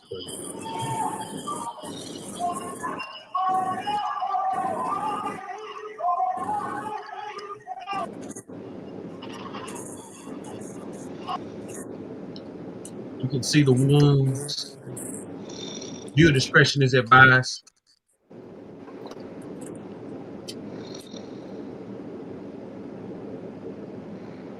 It was not planned.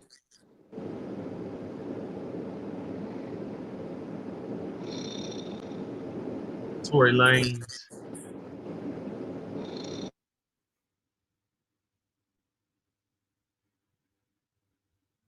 Stabbed 14 times.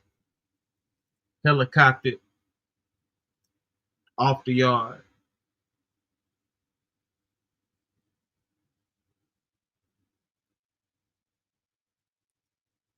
How could this happen? How could this go down?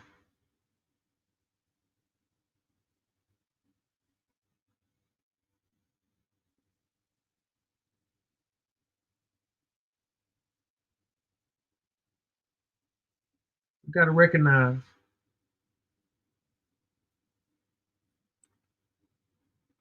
Tory Lanez.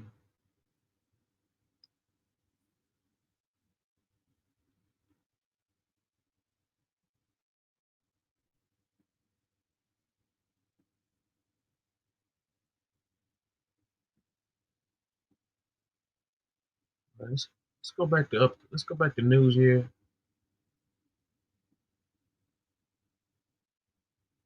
Back to some critical news.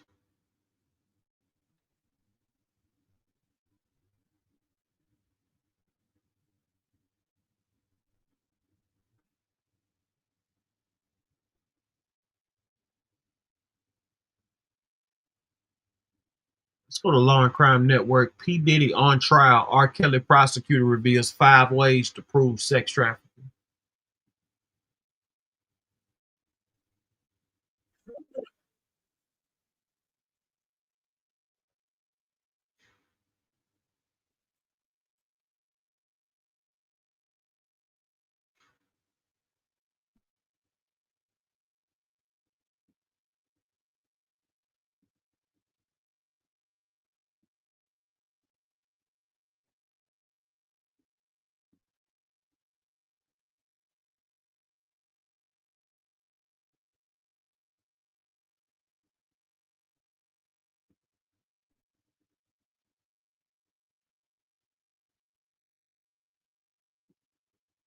Subscribe to Law and Crime Network. P. Diddy on trial. R. Kelly prosecutor reveals 5 ways to prove sex trafficking. Sean Diddy Combs faces sex trafficking charges based largely on his ex-girlfriend Cassandra Ventura's explosive testimony. But at this point in the trial, have prosecutors proven it? What is sex trafficking exactly, and how does the evidence measure up so far? I'm going to speak with a former federal prosecutor on what it takes to build a case like this, and have prosecutors proven beyond a reasonable doubt right now that he's guilty of sex trafficking? Welcome to Sidebar, presented by Law and Crime. I'm Jesse Weber. Okay, so as the third week of testimony begins in the federal trial of Sean Diddy Combs, a string of witnesses, and by the way, even rapper Kid Cudi, who I think is a very, very important witness, they have described this world allegedly marked by chaos, intimidation, control inside of music mogul's inner circle. But how does it apply to the federal charges? Because here's the thing, Combs is facing multiple charges, and we already broke down the main count of the case, racketeering conspiracy. We broke that down in a previous episode of Sidebar, whether or not at this point in the case, the prosecution has proven racketeering. Encourage everybody to check it out. But aside from that charge, aside from the transportation to engage in prostitution charges, he is also facing 2 counts of sex trafficking. And these, by the way, are charges that carry up to life in prison and a minimum 15 years in prison if he's convicted. So to think about the stakes being any higher, they really aren't. This is what we're talking about. And one of those counts of sex trafficking is a victim 1, Combs' ex-girlfriend, Cassandra Ventura. And yes, a lot of this hinges on her testimony. So with 2 weeks of emotional and often explosive testimony behind them, prosecutors have laid out a sweeping narrative of violence and manipulation. But have they proven sex trafficking? That's the question. For example, did Combs knowingly use force, fraud, or coercion to compel Cassandra Ventura into commercial sex acts? So we're going to try to answer that, including what sex trafficking actually means under federal law, what prosecutors have to prove, and how the evidence presented thus far stacks up against one of the most serious allegations that Combs faces. So I think we should first start off with what sex trafficking actually is. You go to the indictment against Combs, and it alleges, when you're talking about Cassandra Ventura, that from 2009 to 2018, he, quote, knowingly recruited, enticed, harbored, transported, provided, obtained, advertised, maintained, patronized, and solicited by any means a person, knowing and in reckless disregard of the fact that means of force, threats of force, fraud, and coercion, and any combination of such means would be used to cause the person to engage in a commercial sex act, and attempted, aided, and abetted, and willfully caused the same. To wit, Combs recruited, enticed, harbored, transported, and maintained victim 1, and attempted, aided, and abetted, and willfully caused victim 1 to engage in commercial sex acts, knowing and in reckless disregard of the fact that victim 1 was engaging in commercial sex acts as a result of force, fraud, and coercion. And of course, we know that victim 1 is Combs' ex-girlfriend, Cassandra Ventura. Now, I'm going to try to break all of this down because it's a lot of legalese, but I'm not going to do it alone. I am joined by a very special guest. I am joined by former federal prosecutor Nadia Shihada, who led the team that secured R. Kelly's conviction in his racketeering and federal sex crimes trial. Nadia, so good to have you here. Thank you so much for taking the time to come back here on Sidebar. Thank you. Great to be here. Did I get it right? I mean, did I miss anything out by sex trafficking? When we talk about what sex trafficking is, in plain language, what should we be thinking about? It's essentially, the key words are using force, fraud, or coercion to get someone to engage in commercial sex. Here, that's sex where money is exchanged. That's enough for commercial sex. It's really anything of value. Here, it's money. Real quick, does that mean that Ventura had to have been paid or promised something of value? Or is it that the escorts, the alleged male sex workers that were hired, they're being paid? That's what makes it commercial sex. As long as a thing of value is being exchanged, it can be either one of them. So here, it's the sex worker. Is it unusual to try somebody like Combs for sex trafficking? Because when I mentioned this, and it was like, I thought sex trafficking is like, you have that shadowy organization that kidnaps young girls from another country, ships them off to, clients, for sex work. That seems to be what people's common definition of sex trafficking is. To charge an individual like him with sex trafficking, is it unusual? Look, that is what people think about when they think of sex trafficking, but the federal statute is much broader than shadowy organizations, cartels transporting girls across state lines for prostitution. This type of charge, is it unusual? Sure, it's a little unusual, but it fits squarely within the sex trafficking language in the statute. By the way, not a shocker here, but one of the reasons I love bringing you these stories and talking about all these legal issues is because I love the law. I think it's so important. I think it's fascinating. And when I think about that, how could I not call out experts in the law, litigation, more specifically, our great partner and sponsor, Morgan & Morgan. This is America's largest injury law firm. And honestly, what a track record. In the past few months, Morgan & Morgan secured a $9.3 million verdict for a car crash victim in Florida, a $5.6 million verdict for another car accident victim in Atlanta, and not to mention $1.8 million in Kentucky after insurance offered just $5,000 in that case. And even if you think the case isn't worth millions of dollars, why not start a claim and fight for what you deserve? Morgan & Morgan makes it so simple. You can start a claim from your phone in just 8 clicks. Everything from signing contracts, to uploading documents, to talking to your whole legal team, it can all be done through the phone. So if you're injured, you can easily start a claim at forthepeople.com/LC sidebar. And it's not that he just allegedly exploited, for example, Cassandra Ventura for sex. It's alleging that he did so knowing or in reckless disregard of the fact that force, threats of force, fraud, coercion would be used to make her comply. And the prosecution argues that Combs didn't act alone, right? That he aided, abetted, directed others in carrying out this conduct. And that's the significance of the aiding and abetting language, right, in the charge. Am I understanding that correctly? You are, although I think from the testimony thus far, it's clear that he is the main player in the sex trafficking charge rather than aiding and abetting somebody else. And it's not just Ventura, right? So he's also accused of sex trafficking another alleged.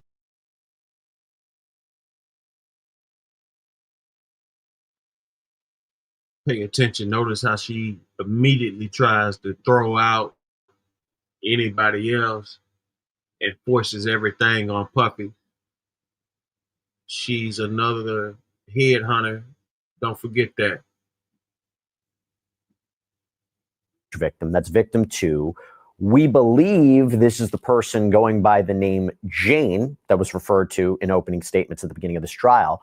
We have yet to hear from Jane at the time of this recording. Maybe she'll testify this week. We're going to get more into what we know about her a little bit later, but I want to take a closer look at the key elements of this charge, sex trafficking: force, fraud, coercion. So these are defined under the United States Code, Title 18, Section 1591, and each plays a critical role in how the government is building a sex trafficking case against Sean Combs. So force typically involves physical threats, violence, such as beatings, assaults, the threat of harm to make somebody comply. Fraud can include deceptive promises, for example, a false job offer, lying about the nature of work, the situation the person is being brought into. Coercion, broader, includes threats of serious harm, whether physical, financial, reputational. It can also involve psychological manipulation, abuse of legal power, even the exploitation of a person's maybe drug dependency to control their behavior. I think these are fair arguments to make. But to prove this charge under federal law, the government has to show beyond a reasonable doubt that Sean Combs knowingly engaged in one or more prohibited acts, like recruiting, harboring, transporting someone, and that he knew or recklessly disregarded that force, fraud, or coercion would be used to compel that person to engage in a commercial sex act. Nadia, I want to ask you this question. This is another central question. What separates somebody from being an abusive, manipulative boyfriend who maybe brings a girlfriend on a trip, promises her things, buys her things, has sexual relations with her, versus a sex trafficker, right? Because that's what the defense would be saying. This is a toxic relationship, but he's not a sex trafficker. What's the line there? Look, it's a good question, and it's a difficult line, but I think here the prosecution is focused on really the coercion aspect, which is threats of serious harm or making someone believe that if they don't engage in the act, that serious harm will result. That is going to be a combination of things. So here there's the physical abuse, there's the threats to release videos of the sexual activity if she doesn't acquiesce to it. There's, that reputational harm. There's also been evidence of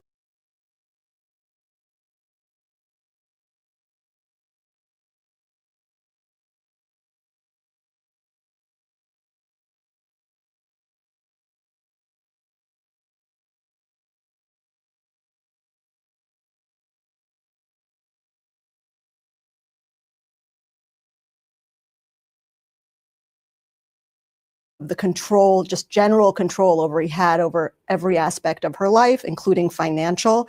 So it's really putting all of that together. But you're right in that the defense will argue he's just a bad boyfriend and she's trying to please him. And so that's why she agreed to do it. Because he's not the only high-profile defendant recently who's been charged with something like this. I don't know if you've been following the Alexander brothers, these three brothers who are in the real estate and private security business. And the argument there from the defense is, look, these were relationships they had. These were maybe one-night stands that they had, but you're transforming private sexual conduct, maybe even alleged crimes at a state level, into a federal sex trafficking count. And that's where the criticism comes. That's where the questions come. I guess the difference is also this harboring, this maintaining, this transporting. Does it have to be, for here in this example, that he kept bringing her to different locations to have these freak-offs? What do we mean by transporting? What do we mean by harboring? What do we mean by maintaining someone? Yeah, look, I mean, that part of the statute is not difficult to prove. It can be transporting the escorts, ensuring they come, calling them, asking them to come, moving her around for these purposes as well. That's really not kind of the crux of the statute. The prosecution can establish that pretty easily. Okay. The real part is the threats of force, is the threats, the coercion. That is the difficult challenge. And that's the fine line that defense will have one argument, prosecution will have another. Let's talk about it. I want to break it down. So I'm going to begin with Cassandra Ventura's testimony. It spanned 3 days.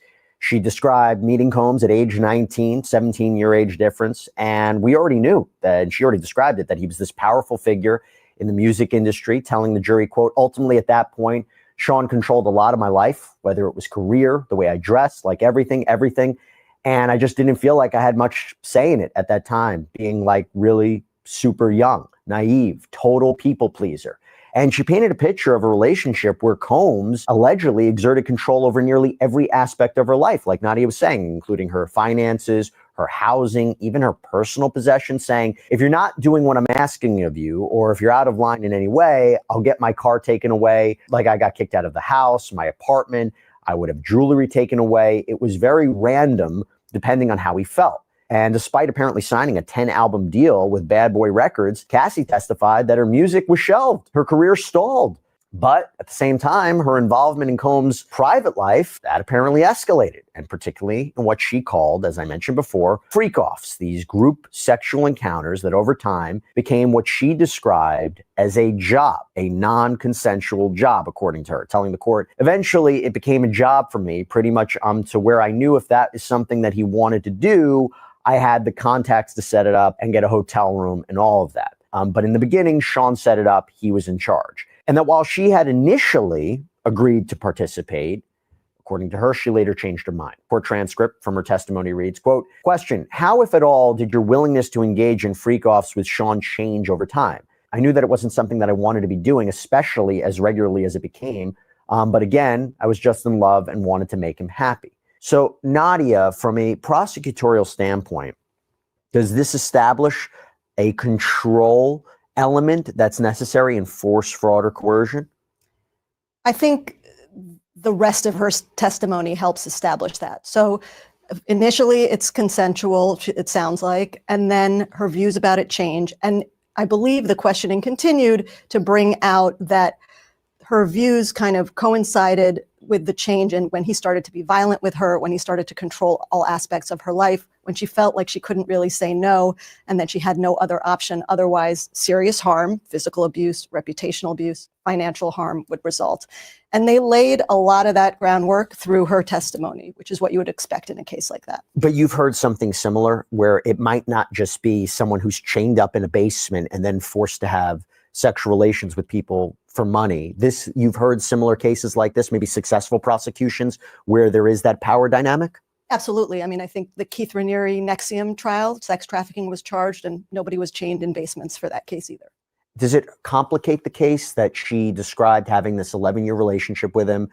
There was evidence put forward on cross-examination that she set up the freak-offs, encouraged the freak-offs, but yet she says, this wasn't how I was truly feeling, and that I hadn't agreed to a lot of this. And she described in graphic detail what she claims happened to her. And you wonder if the jury will say, I mean, how could someone actually consent to everything that she described? But on the other hand, people might look in and say, did she vocalize it? Was it clear that she didn't want it? And on the other hand, I keep going back and forth. There was testimony from Dr. Dawn Hughes, a forensic psychologist, who said, sometimes it takes a while for victims to understand what happened to them. They have to relive traumatic memories. It might take therapy for them to realize it. There's a lot of reasons why people don't leave their abusers. How should we be thinking about it? Yeah, look, I think is it complicated? Sure. And does the defense have some testimony from Cassie to work with in their closing arguments? Absolutely. And that's why the prosecution brings in an expert witness to help explain it, brings in all these other witnesses to corroborate like the continuous nature of the physical abuse and the control he had over her life, to explain that to the jury. So it's not just coming from Cassie. By the way, I'm going to get your opinion at the very end about whether or not the prosecution has proved sex trafficking, but there's a lot more elements here. There's a lot more layers. I want to discuss what I actually think is probably the most straightforward path to actually convict him on sex trafficking. But before I do that, I've got a little context here, because she had testified that Combs had recorded many of these encounters. And there's a line of questioning that reads, who, if anyone, proposed recording freak-offs? She responded, I wouldn't say there was a proposal, it just started happening. Sean brought out a camera, set it up, that's what was happening. Did you want to be recorded? No. I remember feeling insane at first, and then he explained to me that it's for him for afterwards, so yeah. Now, over time, she said that those recordings turned into a method of blackmail. She testified, quote, over time, it turned into the fact that there were actual blackmail materials to basically make me feel like if I didn't do it, that it would be hung over my head in that way, or that these things would become public. Now, I said, what's the most straightforward path to sex trafficking? In my opinion, I've said this before, I'll say it again, it's the plane incident, right? So she testified that she was on this plane with Sean Combs. He sits next to her and he allegedly shows her freak-off videos that he recorded of her, threatens to release the videos to embarrass her. They land. He wants a freak-off. He gets a freak-off. Nadia, travel, threat, coercion, freak-off. Is that not something that the prosecution in a closing argument should hit on every single time to get a conviction on sex trafficking? Am I wrong about that? No, I think you're absolutely right. It is a powerful vignette from her testimony, and I think is something the prosecution will use, among other things, to prove the sex trafficking. Because they kept saying, well, when did this happen? It was after a dinner. How soon after was the dinner? 1 or 2 hours? The temporal time, right, between seeing the videos, the plane, and the freak-off is key, right?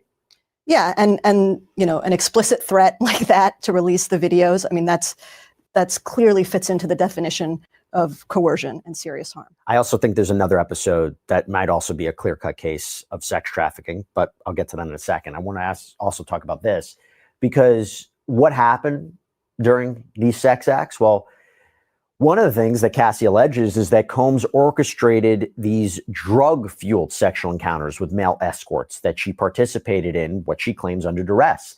And during these, she claims she was high, that Combs supplied her drugs. The questioning from court reads, how long were you awake during the freak-off? Answer, the whole time. Did you want to sleep? Yes.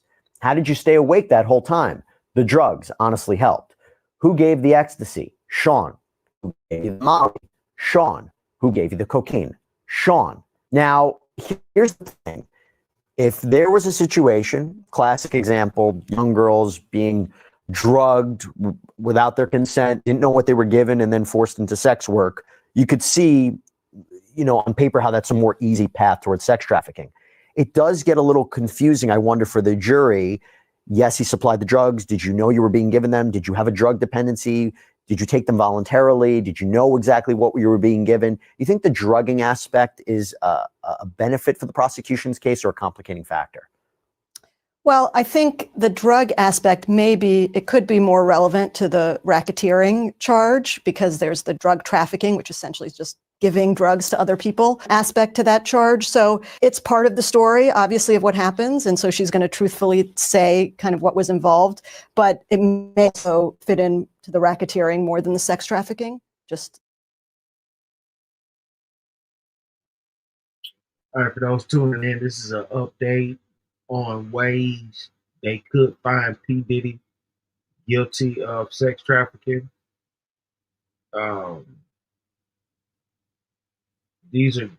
This lady here is one of the ladies who was responsible for putting R. Kelly away.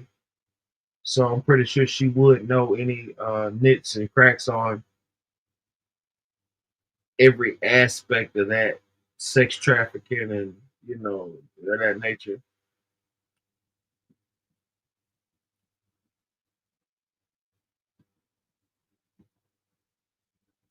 The way it came out. But I get, their big theme here is also like the drugs kept you compliant, right? The drugs kept you compliant. And so it's not one thing. I guess the jury, they're going to say, take it all. The power, the violence, the drugs, it all goes into it together. But the defense will say she knew what she was happening, willing participant. That will be their argument for sure. Yeah. And I think, what the prosecution will harp on is that this isn't just a one-off event where they're experimenting, having fun, doing a threesome or whatever. This was continuous. I think she testified it became like a literal job for her, where most of her week is engaging in these freak-offs or preparing to engage in the freak-offs and recovering from them. And so I think that's also, you asked me earlier, what's the line here between state law or just a bad boyfriend and a federal crime? I think this is not that close to the line, given like the extended and continuous nature of the conduct. I think the more they emphasize how prolonged it was, how extensive it was, how, I'm sorry to say, disgusting it was. I don't even want to repeat some of the things that she said. The jury might be left with how on earth can someone actually consent to that? But the defense says, look, she wanted to please him, and not as a form of control, but because she was in love with him, right? Love, jealousy. So now I want to turn to another, what I believe could be a clear-cut path conviction for sex trafficking. Obviously, innocent until proven guilty. They have a defense.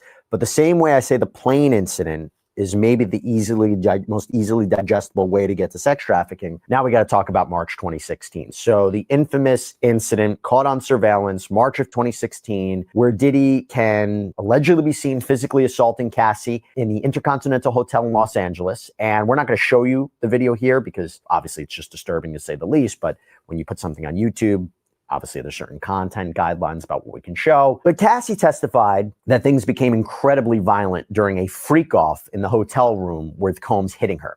And according to her testimony, it was when she tried to leave that freak-off that the hotel surveillance captured this alleged assault by Combs. She testified, quote, after he hit me and I saw the result of it, I knew I had to get out. So when he was distracted, I don't know exactly what he was doing. He was either in the shower or on the phone. I just grabbed my stuff and ran out as fast as I could. So if the jury accepts this, if they accept that there was violence during this freak-off, that there was an escort there, that she was packing up her things, trying to leave or escape the freak-off, he comes out, assaults her, drags her, does that have all the elements of sex trafficking? Yeah, I mean, that's using force to get someone to continue engaging in the Commercial Sex Act. And then that also is evidence for kind of everything, all the other freak-offs that happen after that, right? That episode is presumably in her mind. She knows what can happen if she says no. And that's the argument I expect the prosecution to make. Real quick about this, I was having a conversation with my colleague Chris Stewart about it, and he's going to be doing extensive videos also on the firebombing episode as well. But one of the things we were talking about is Can the prosecution or the defense argue in any way why Combs wasn't brought up on state charges, right? Why wasn't he brought up on state charges? Arson, one other thing. Why wasn't he brought up on state charges for, I don't know if it's assault or battery in California. There's a statute of limitations issue, but could you say, hey, if you're the defense, if he really did do this, why wasn't he arrested and prosecuted by LA authorities? Can you bring that up in a federal case like this or no? Well, I don't think you can bring it up like as explicitly as you just said, but they have kind of done it through their questioning, which is asking various people who witnessed physical assaults of Cassie, like, did you call the police? Why didn't you call the police? And the suggestion there, and they've said explicitly in their opening argument, and I expect them to harp on this in their closing, he's guilty of domestic violence. He's not guilty of these federal charges. So they've been pretty explicit about that. And I assume they've done that because you really can't get away from the video. One of the things I struggled with were trying to see if the freak-offs equate to sex trafficking is they called Sheree Hayes, he's known as the Punisher. This is a former male performer who was hired allegedly to have sex with Cassie. And one of the things he said is from what he observed, everything seemed consensual. I was curious why the prosecution even called him other than establish, hey, freak-offs happen. This is another witness to testify other than Cassie, and these freak-offs happen. I feel like that testimony might hurt the prosecution if you're trying to prove sex trafficking. Well, as a prosecutor, you want to present your entire case and not leave something for the defense to then bring out that you didn't. So if they hadn't brought that out in the direct examination, or if they hadn't called that witness, you can expect that the defense would have called them. And then it looks, frankly, worse for the prosecution. I think it wasn't just Cassie's testimony that might have helped prove sex trafficking at this point. And again, I'm going to get your conclusion at the end, but there were other witnesses who described various instances of alleged threats, intimidation, control. And when you wonder if this helps the prosecution's sex trafficking case, for example, you got rapper Kid Cudi.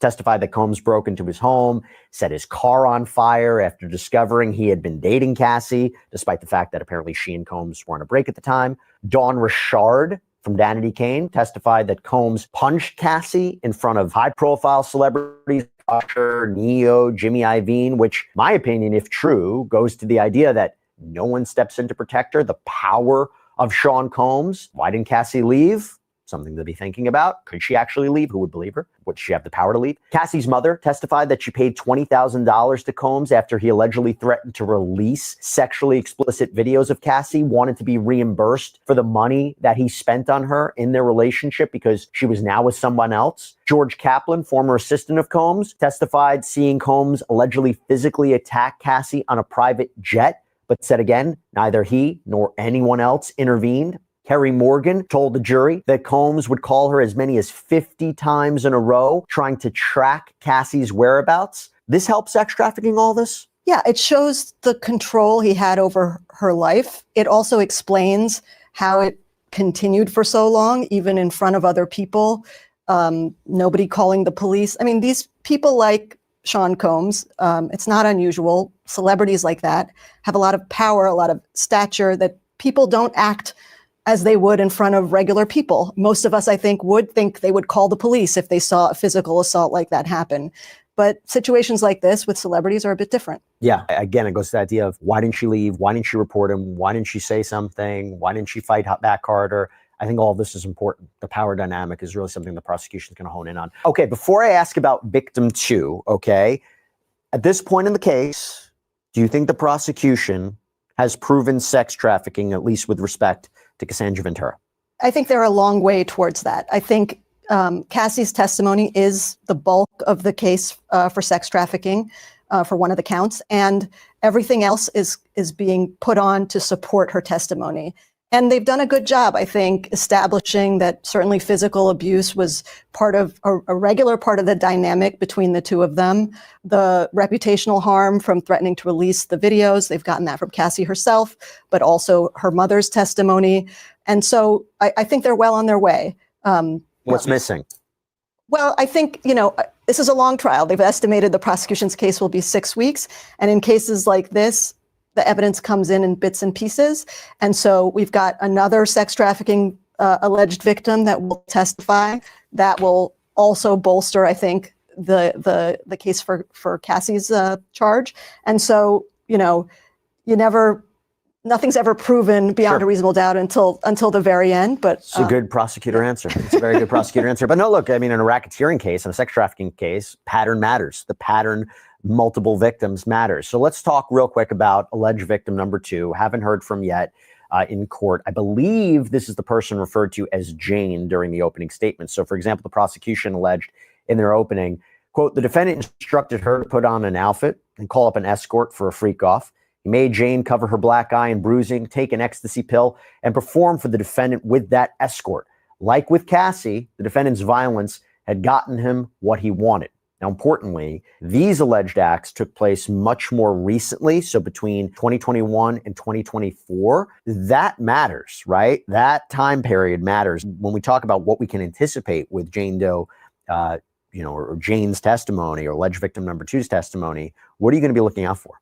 Well, we'll be looking out for, kind of the same dynamic, the physical abuse, and how that affected her decision-making. Did she feel coerced? And it sounds from the openings like maybe there was potentially a time where she was okay with trying this out, and then over time that changed.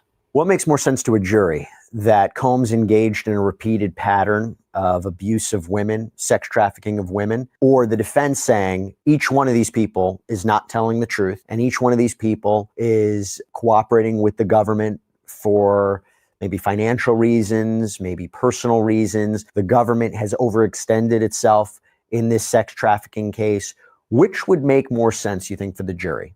It's easier to convince a jury that one person is lying than that multiple people are lying, and especially multiple people who don't know each other, who haven't interacted with each other. So as they start to hear similar stories about his conduct and his behavior over and over, the defense will make that argument, but I think it's harder for a jury to wrap their head around literally everyone in a trial being a liar. All right. Well, we still have more of a trial. I think this is a really, really interesting analysis of what is a very important charge, 2 charges that Sean Combs is facing. And by the way, sex trafficking is also one of the underlying crimes for racketeering. So when we talk about racketeering, right, they have to prove at least 2 predicate crimes: sex trafficking, kidnapping, arson, bribery. Sex trafficking, they're really putting a lot of evidence and a lot of their narrative into the sex trafficking case. So we shall see. Nadi Shihada, thank you so much. Such a pleasure. Thank you. My pleasure. And that's all we have for you right now here on Sidebar, everybody. Thank you so much for joining us. And as always, please subscribe on YouTube, Apple Podcasts, Spotify, wherever you should get your podcasts. I'm Jesse Weber. I'll speak to you next time.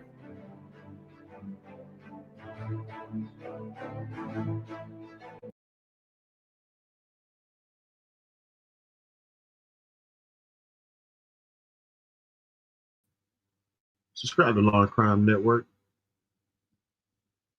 P. Diddy on trial. Ex-employee exposed death threats, kidnapping, and alleged murder plot. So, as you guys can see, the plot's thickening day by day with this. It keeps getting deeper. And you got to recognize they are looking for anything to throw on Sean Diddy Combs. Like I said, he's guilty of a lot, but these charges, Threats, forced polygraphs, a gun, and a plan to kill Kid Cudi. These are allegations a jury just heard from Capricorn Clark, a former Diddy employee whose testimony could be key to proving the racketeering case against the hip-hop mogul. I'm going to speak with Law and Crimes reporter Elizabeth Milner, who is inside that courtroom, to get the latest from what went down. Welcome to Sidebar, presented by Law and Crime. I'm Jesse Weber. Hey everybody, this is another Law and Crime legal alert. If you received Depo-Provera birth control shots and were later diagnosed with a brain or spinal tumor called meningioma, you may be eligible for a lawsuit. Morgan & Morgan is investigating claims that patients weren't properly warned about this risk. It's free to check, just takes a few minutes, and you don't pay unless they win. So scan the QR code on screen, click the link below, or head over to forthepeople.com/LCDepo to see if you qualify. Well, and yet another big day of testimony. Sean Diddy Combs' former employee, Capricorn Clark, detailed a years-long pattern of alleged intimidation, violent outbursts, workplace abuse, all while working for the hip-hop mogul.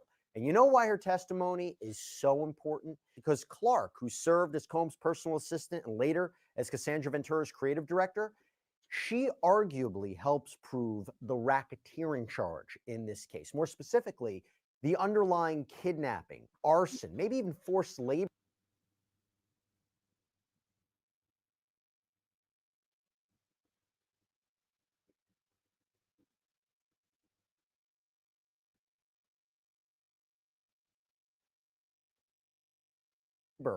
Underlying crimes that support the pattern of racketeering activity. Remember, prosecutors need to prove at least 2 underlying crimes to get the racketeering count. And what she apparently told these jurors was a lot. Even that Combs allegedly threatened to kill her, that she was forced to take a lie detector test. Okay, so we're going to break all this down. And to do that, I want to bring on now Law and Crime's Elizabeth Milner, who's been inside that courtroom throughout the trial every day for every piece of testimony. And that includes the testimony of Capricorn Clark. Elizabeth, great to see you. So Capricorn Clark, we knew she was going to take the stand after the explosive testimony from Kid Cudi last week where he mentioned her. Before we get into any specifics about her testimony, just remind our audience who she is exactly, how she even got involved with the Sean Combs enterprise, or that's more of a legal term if we're talking about a criminal enterprise, the Sean Combs business. How about that? Well, Capricorn Clark is a name that we've been hearing about a number of times, right? We know that she had been working under Diddy's employment for a number of years, but she really kind of broke it down today just as far as what position that she had held at which time. So when she was first brought on to kind of the bad boy orbit, or the Diddy orbit, we could also say, this was around the 2004 to 2006 timeframe when Capricorn Clark was just Diddy's assistant at the time. But then after a couple promotions, she went on to become the director of marketing. She worked for the women's department of Sean John. And then she went on to global branding, and something that she had held as a position from about 2008 to 2012. Then there was some time lapse because a lot of things had happened after that time period. But around 2016 to 2018, she was rehired again, and she was hired actually this time to work as Cassie's brand director. So she had worked pretty much kind of from the ground up in a way, if you think about it, from just an executive assistant role all the way up until she was essentially just kind of monitoring, or at least managing, Cassie's brand, how she looked, how she would appear in press and red carpets, that sort of thing. And what else we know about Capricorn Clark is she was one of the other people, including Diddy and one of the security guards, who went over to Kid Cudi's house while Diddy was essentially looking for the rapper because he was in a relationship with Cassie around the time. And so this was a person that a lot of us have been anticipating her testimony today, because a lot of us just wanted to know what she had to say. We had already heard from Cassie, and we already heard from Kid Cudi last week, and now we're hearing from Capricorn Clark. So she's really kind of tied into just different orbits, or different tangles of the web within Diddy's orbit, I should say. And my understanding is that she starts her testimony by telling the jury that right from day one of her employment, Combs threatened her life. And I think this has something to do with because she had worked for Suge Knight in the past, who's a big rival, by the way, of Diddy, if anybody doesn't know. I know if people don't know kind of the rivalry, how it started between Diddy and Suge Knight, it's like you're living under a rock, essentially. But I thought it was interesting, just Capricorn Clark's connection to Suge Knight, and that she said that Suge Knight is the father of her best friend's children. Now, she didn't name who this best friend was while she was testifying today, but she did reveal that she had previously signed with Death Row way before she had worked with Bad Boy. So when she was hired at Bad Boy, of course, Diddy was going to have a conversation with her, and the conversation, according to Capricorn Clark, was pretty tense from what she had described. So she said this conversation that they had was just on her first day of the job as a personal assistant. So this was around the 2004 time frame. And she said on that first day that she, Diddy, and one of Diddy's security guards named Paul Alford, who we have known about for a while now, he's actually referred to by other witnesses as Uncle Paulie, that Diddy, Capricorn Clark, and Uncle Paulie all went to Central Park. And Central Park's a great place, right? But this conversation that was had at Central Park, not a great place, or not coming from a great place, according to Capricorn Clark's testimony. So she had explained that she went over to the park and that she was kind of describing Uncle Polly's demeanor as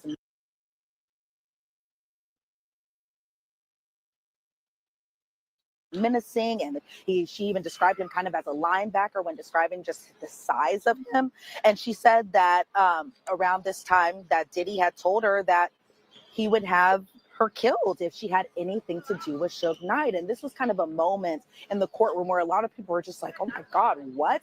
Because when you're seeing Diddy inside that courtroom, he's very toned down. He looks kind of like a Huxtable, maybe possibly a Mr. Rogers, where he's just in a sweater, he's in an undershirt, he's just wearing slacks. Like, he's not the Diddy that we've seen on red carpets. He's not the Diddy we've seen on social media. So he looks toned down inside the courtroom. So to hear that he had allegedly wanted her killed because she had this previous relationship with Suge Knight, it was kind of just like a, oh my goodness moment a little bit, because this was kind of the first time we were hearing about this. But according to Capricorn Clark, when this alleged threat was being made, that Diddy appeared very calm during this. And again, Uncle Paulie was calm. And Capricorn Clark had said Uncle Paulie didn't say anything when Diddy had allegedly made this threat. Instead, Uncle Paulie remained calm. He was stoic.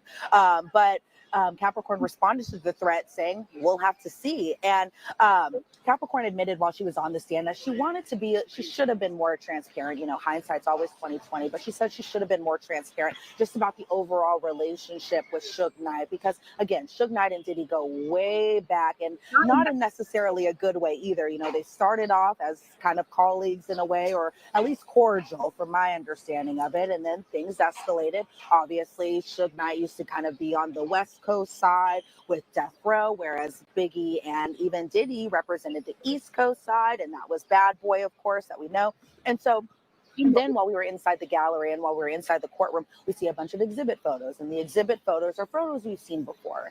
They were photos of D-Rock. D-Rock was a good friend of Biggie Smalls, according to Capricorn Clark, and this is something that we've known as well too, because D-Rock was the one who had driven down another assistant to try to find Suge Knight that one time. So everything just kind of intertwines with itself. But really, I think the takeaway is just this beef carried on and on forever. And so then we saw another exhibit photo, this one of Ruben. Ruben is going to be kind of an important figure later on in Capricorn Clark's testimony. But we saw a photo of Ruben, aka Rue. He also goes by that, and that's actually D-Rock's little brother. Came and was hired after Capricorn Clark. And then we saw an exhibit photo of Roger Bonds, and he started around the same time as Capricorn Clark, and that again is another security guard. So these photos we've seen as government exhibits already. But then Capricorn Clark was asked, you know, did you observe Diddy with a gun? And she had mentioned one particular incident, and this was during the kidnapping incident. And then she had also discussed that there was a time before that Diddy had, he was doing kind of this like press events with 50 Cent, and that there was kind of this back and forth between 50 Cent and Diddy, because we know their beef also goes back years and years and years. But according to Capricorn Clark, when she was on the stand today, Diddy, who she refers to as Puff or Puffy while she's on the stand, told Chris Lighty, who used to work with 50 Cent, that I don't like the back and forth, I like guns. And that was kind of a way that the prosecution, I felt like, was really kind of coming out swinging as far as just, what did you observe with Diddy under your employment? What were the threats that were made? They really just kind of went at it right off of the bat. No, look, for a racketeering conspiracy charge where prosecutors are saying that he operated a criminal enterprise that was engaged in a pattern of illegal activity, and there are all these underlying crimes, they have to convince this jury that he's essentially almost like a mafia boss, right? That he's a gang leader. And the more they can say who he surrounded himself with, and there was violence and threats and drugs and guns and bodyguards, that's how they build it up. Now, we'll get more into the specifics of the underlying charges they're trying to prove with racketeering, but just to give everybody a sense of what we're talking about, didn't you also describe having to take a lie detector test, this over missing jewelry, which she wouldn't be the first witness, the first former employee of Combs to testify in this trial about a lie detector test? Right. We got a little snippet of it from David James's testimony last week, but now we're hearing it from, like you said, Jesse, another employee, this one being of Capricorn Clark. So according to Capricorn Clark, she said that she was actually accused within the first few months of her employment, accused of stealing a watch and stealing a necklace, stealing essentially this jewelry, very expensive jewelry, by the way, that was on a loan from this man named Jacob the jeweler. And so Puff, or Diddy, I should say, actually gave Capricorn Clark the jewelry to kind of hold. Again, it was on loan around this time. And Capricorn said that she had called security and told Diddy that his jewelry was missing. Diddy had told Capricorn Clark at this time to go back with Uncle Paulie, again, the same Uncle Paulie who was in Central Park that one day. And Capricorn described being questioned by Uncle Paulie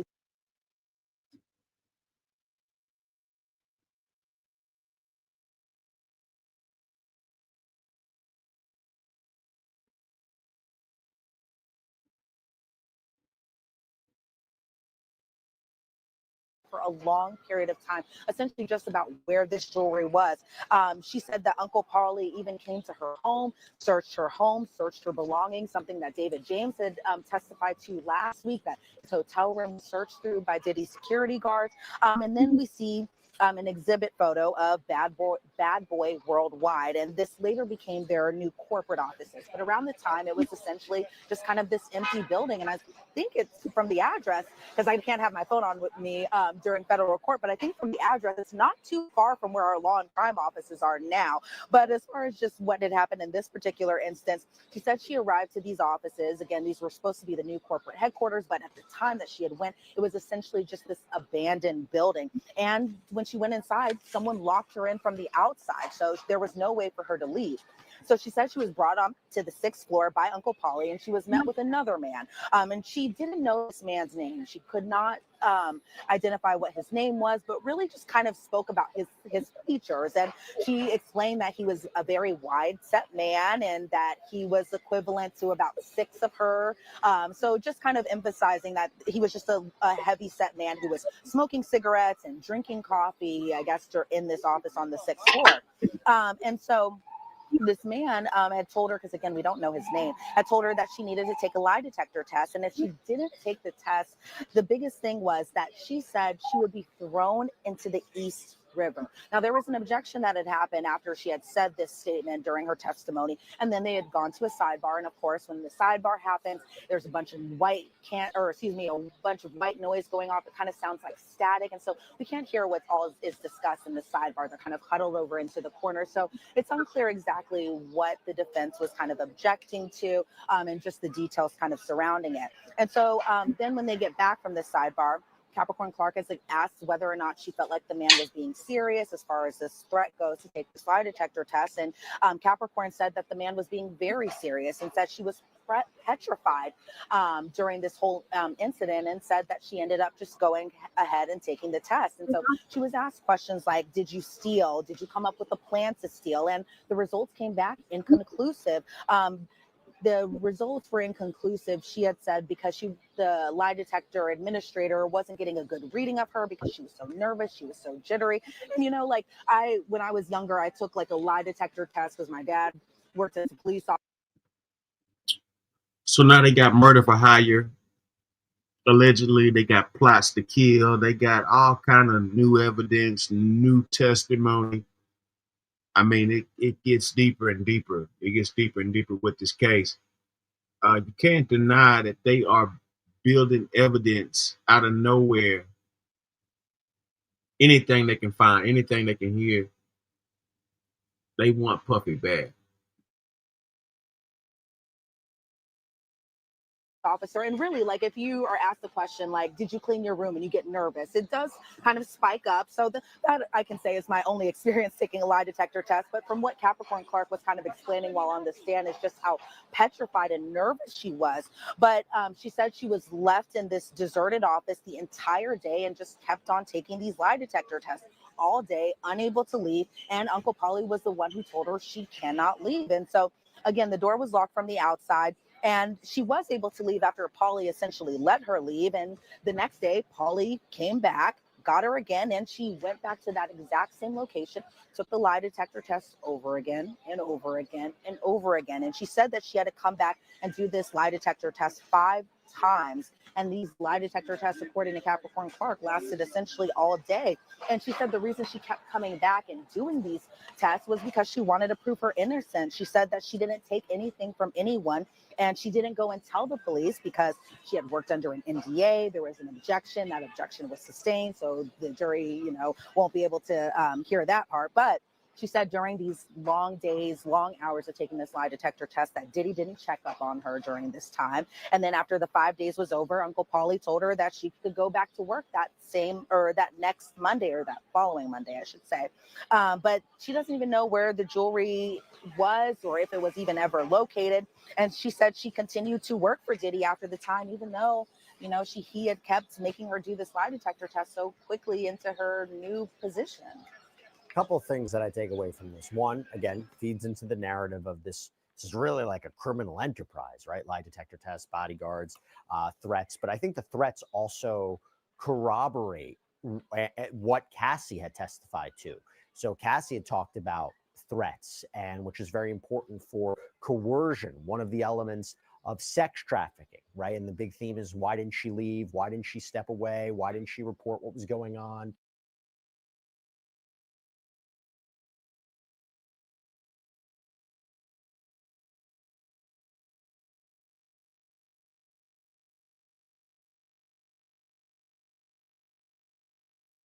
Well, think about the environment she was around. And if she's not the only one testifying to this, and there's been other witnesses who've testified about being abused by Combs, or allegedly abused by Combs, or threatened by Combs, this adds to this. But it could also, I wonder, when she's talking about this, does it help prove maybe kidnapping? Does it help prove maybe forced labor? It'll be interesting to see how the prosecutors articulate it. The biggest takeaway I had from this, and I took notes, is that your dad basically gave you a lie detector test about whether or not you cleaned your room. That's a separate question for Elizabeth Milner that we have to talk about. The fact that your dad gave you a lie detector test, we'll talk about that another day. But I do want to ask you about Kid Cudi, okay? We knew she was going to testify about Kid Cudi, and she talked about him at length. Now, I think the real important part, and we know that he and Combs' ex-girlfriend, Cassandra Ventura, they were involved together briefly when apparently Ventura and Combs were on a break. What can you tell us about this? Because she was describing essentially being held at gunpoint, or that she was picked up from her home by Combs. He had a gun, and this may lead into this kidnapping count. So again, one of the underlying predicate crimes for racketeering, you need to prove too, is kidnapping. There's also sex trafficking, there's drug crimes, there's forced labor, there's arson. But talk to me about what happened here. This happened, I think, in December 2011. Yep, the December of 2011, right before the holiday times. And so as soon as we start to get into the Kid Cudi kind of aspect of Capricorn Clark's testimony, we are shown, you might have guessed it, an exhibit photo of Kid Cudi. So Capricorn Clark verified that was Kid Cudi. Obviously, the jury kind of has his face fresh in their mind. He had just testified last week. And so she again confirmed that that was Scott Mescudi, aka Kid Cudi. And she said that Cassie was seeing Kid Cudi around December of 2011, and that Cassie asked if Kid Cudi could join the two on a hike together. And Capricorn Clark actually said it was a bad idea. And you would think a hike, it's so simple, it's so easy. I don't understand what the problem is. But Capricorn said that she was concerned about Diddy finding out, and Diddy finding out that Kid Cudi was just around them. And so Capricorn said that around this time, Diddy was paying for her phone. So she was worried that Diddy might be able to see who was calling her. And so he might also be able to see Cassie's text messages to Capricorn Clark. And so Capricorn Clark said that she had took Cassie actually to buy a burner phone because she was afraid that they would all get killed. And so there was an objection made. That objection was sustained. And so there were a lot of objections here and there, especially when it came to the threats of being killed made by the defense. And so during this testimony, Diddy, I could see over at the defense table kind of shaking his head. The gallery, I think, seemed a little shocked because this was another alleged threat about being killed. But again, the objection was sustained. Capricorn explained that she all of a sudden heard a loud banging at her apartment one day. And she said that she looked through the peephole. She saw Diddy was there, and Diddy was upset. He was pacing back and forth. His body language looked like he had something in his hand. So Capricorn opened the door, and Diddy was still upset. But she described Diddy wearing kind of a button-down shirt. He was wearing a sweater. He was wearing slacks that were ripped, exposing his underwear, she had said. But she said also in his hand, she noticed that he had a gun in his hand. And so Diddy said to Capricorn, "Why didn't you tell me?" And then said, "Who is Scott?" And Scott being Scott Mescudi, aka Kid Cudi. And so Diddy then told Capricorn Clark, "Get dressed. We're gonna go kill this N-word." And so I'm seeing Diddy kind of jotting notes down during this testimony. And Capricorn explained that she didn't want to go. She said Diddy made her, and that Diddy had put the gun that he had held in his hand into his waist, and that Diddy seemed pretty mad. And that Diddy has never even been to Capricorn Clark's house before. So definitely during the cross, they were like, "Well, how do you get upstairs? How was he let into this building?" And those types of questions. But during direct testimony, Capricorn was explaining that Diddy put the gun in his lap once they were inside the car, and that there was another person there, and that was Ruben. Ruben, who has also been referred to as Rube by other witnesses, or Rube, and he was driving the vehicle. And so when Capricorn, Rube, and Diddy all drove up to Kid Cudi's then home up in the Hollywood Hills, that they were in an Escalade together, and that Capricorn explained that she wasn't able to even leave this Escalade because everything was moving so fast and there was just no conversations going on. But she said that they went to his home in the Hollywood Hills, driving from Capricorn's house over to Kid Cudi's house. Then see an exhibit of a Google map, kind of mapping out the route that they would take, even though Capricorn was like, "That's not the route I would take." But there was that. And then there was another exhibit of Kid Cudi's front door. So Capricorn explained when they got to Kid Cudi's house, that she didn't even know whether he was there or not. So Capricorn stayed in the car while Ruben and Diddy went inside Kid Cudi's home. So what Capricorn did was she ended up calling Cassie on her burner phone, calling Cassie's burner phone, I should say. And Capricorn said to Cassie, "What the F?" And told Cassie that she was brought to Kid Cudi's home to kill him.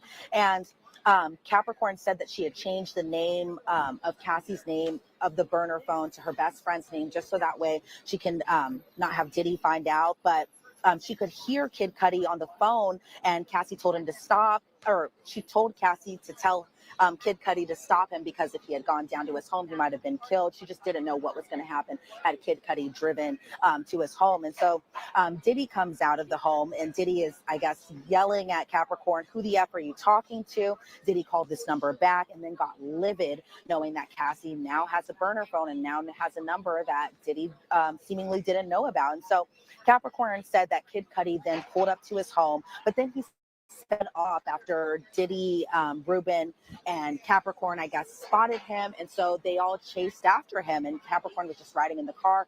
Ruben again was driving, and then Diddy was just in the car too. And they chased him until they lost him.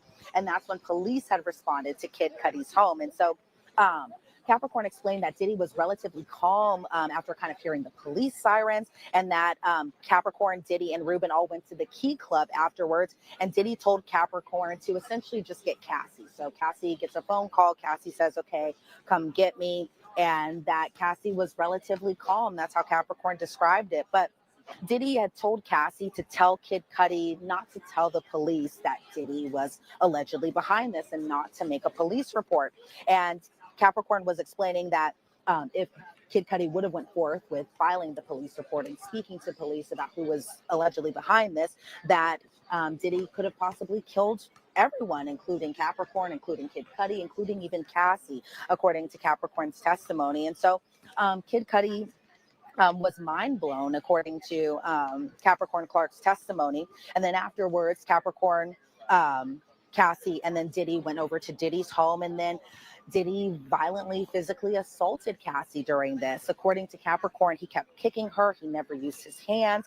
She was crouched into the fetal position, and that Diddy kicked Cassie all the way into the street, essentially, that Cassie was just crying really silently while Diddy was kicking her, including even in her back. She said Ruben was present during this physical assault, but that he didn't even intervene. And so what what Diddy had told Capricorn is that if you do intervene, that he would F her up too. And, you know, when Capricorn's on the witness stand, she didn't shy away from using, you know, profanity or, you know, lewd language or anything like that. She really just kind of went all in. And so just hearing that, it's just kind of like, wow, it was just pretty shocking testimony. And so Capricorn said then she called D-Rock to tell his brother to kind of intervene and to stop things. Then when she didn't see that Ruben's phone was ringing and that he wasn't intervening, that's when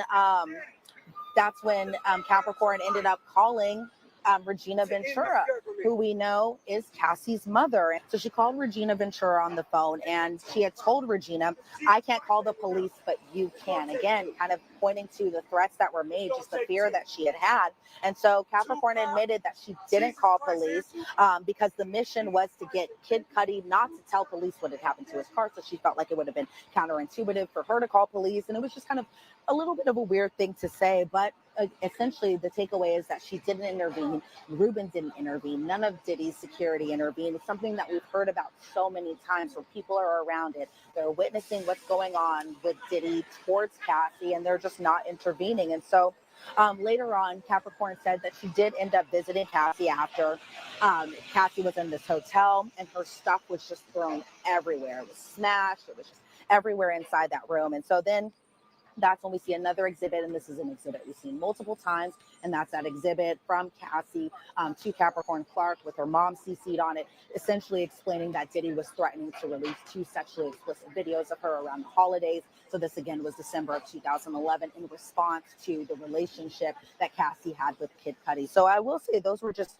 the biggest takeaways of Capricorn Clark's testimony when it comes to just what had happened and what she had witnessed from her side of things, just in regards to what had happened with Kid Cudi. Yeah, and look, again, it helps support that kidnapping allegation, well, underlying crime of kidnapping, but it also, as I said, corroborates what Ventura said when she talks about no one stepped forward. Dawn Richard said the same thing, that Cassie was beat up in front of high-powered celebrities like Usher and Jimmy Iovine. No one stepped forward. It goes to that power dynamic. If people are questioning why Cassie didn't speak up or step forward, I think the argument being put forward by prosecutors is if he can do this and no one steps in, including these high-powered celebrities, what do you expect her to do? And that is a big, big theme that's going to be exploited by both sides. But before I even get into the car fire, which we talked about last week for Kid Cudi testifying about his car allegedly being set on fire by Sean Combs or his staff, which goes to the arson, right? Another underlying crime for racketeering. Arson, putting that to the side, Capricorn Clark testified a lot about just her experience working with Diddy, the difficulty of working for Diddy. She talked about long hours, right? Extreme pressure. Didn't she say she hated it there? Yeah, Jesse, as far as just the long hours that she would work, again, this was something that we had heard from other assistants, including George Kaplan, including David James. Now we're hearing it from Capricorn Clark, too, where she said that, you know, as her role as a personal assistant, it was pretty much a 24/8 job, literally, because there were a lot of days that she was just working a lot of hours. So she explained on a good night, she's getting 4 hours of sleep, and that's on a good night. And she said on a bad night, that's cutting it in half. She said she would only get 2 hours of sleep. And so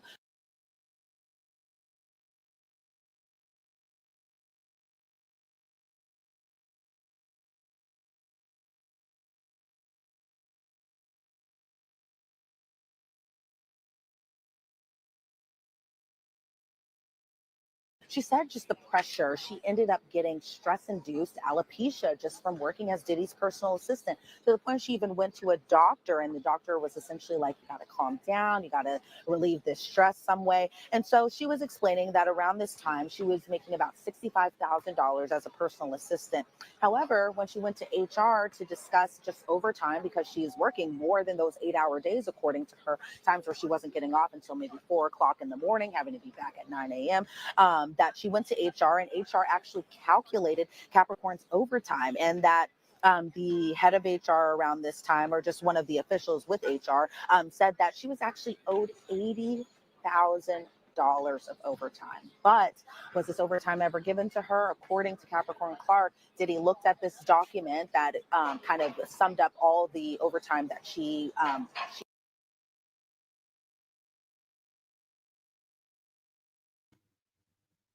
Salute to everybody that tuned in, man. Hit that like button, hit that share button, hit that subscribe button. Run it up.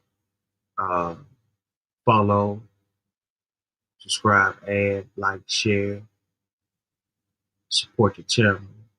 We'll have more content coming soon. Appreciate everybody who came through, tuned in. We will be bringing you more news tomorrow. I be flying like a falcon.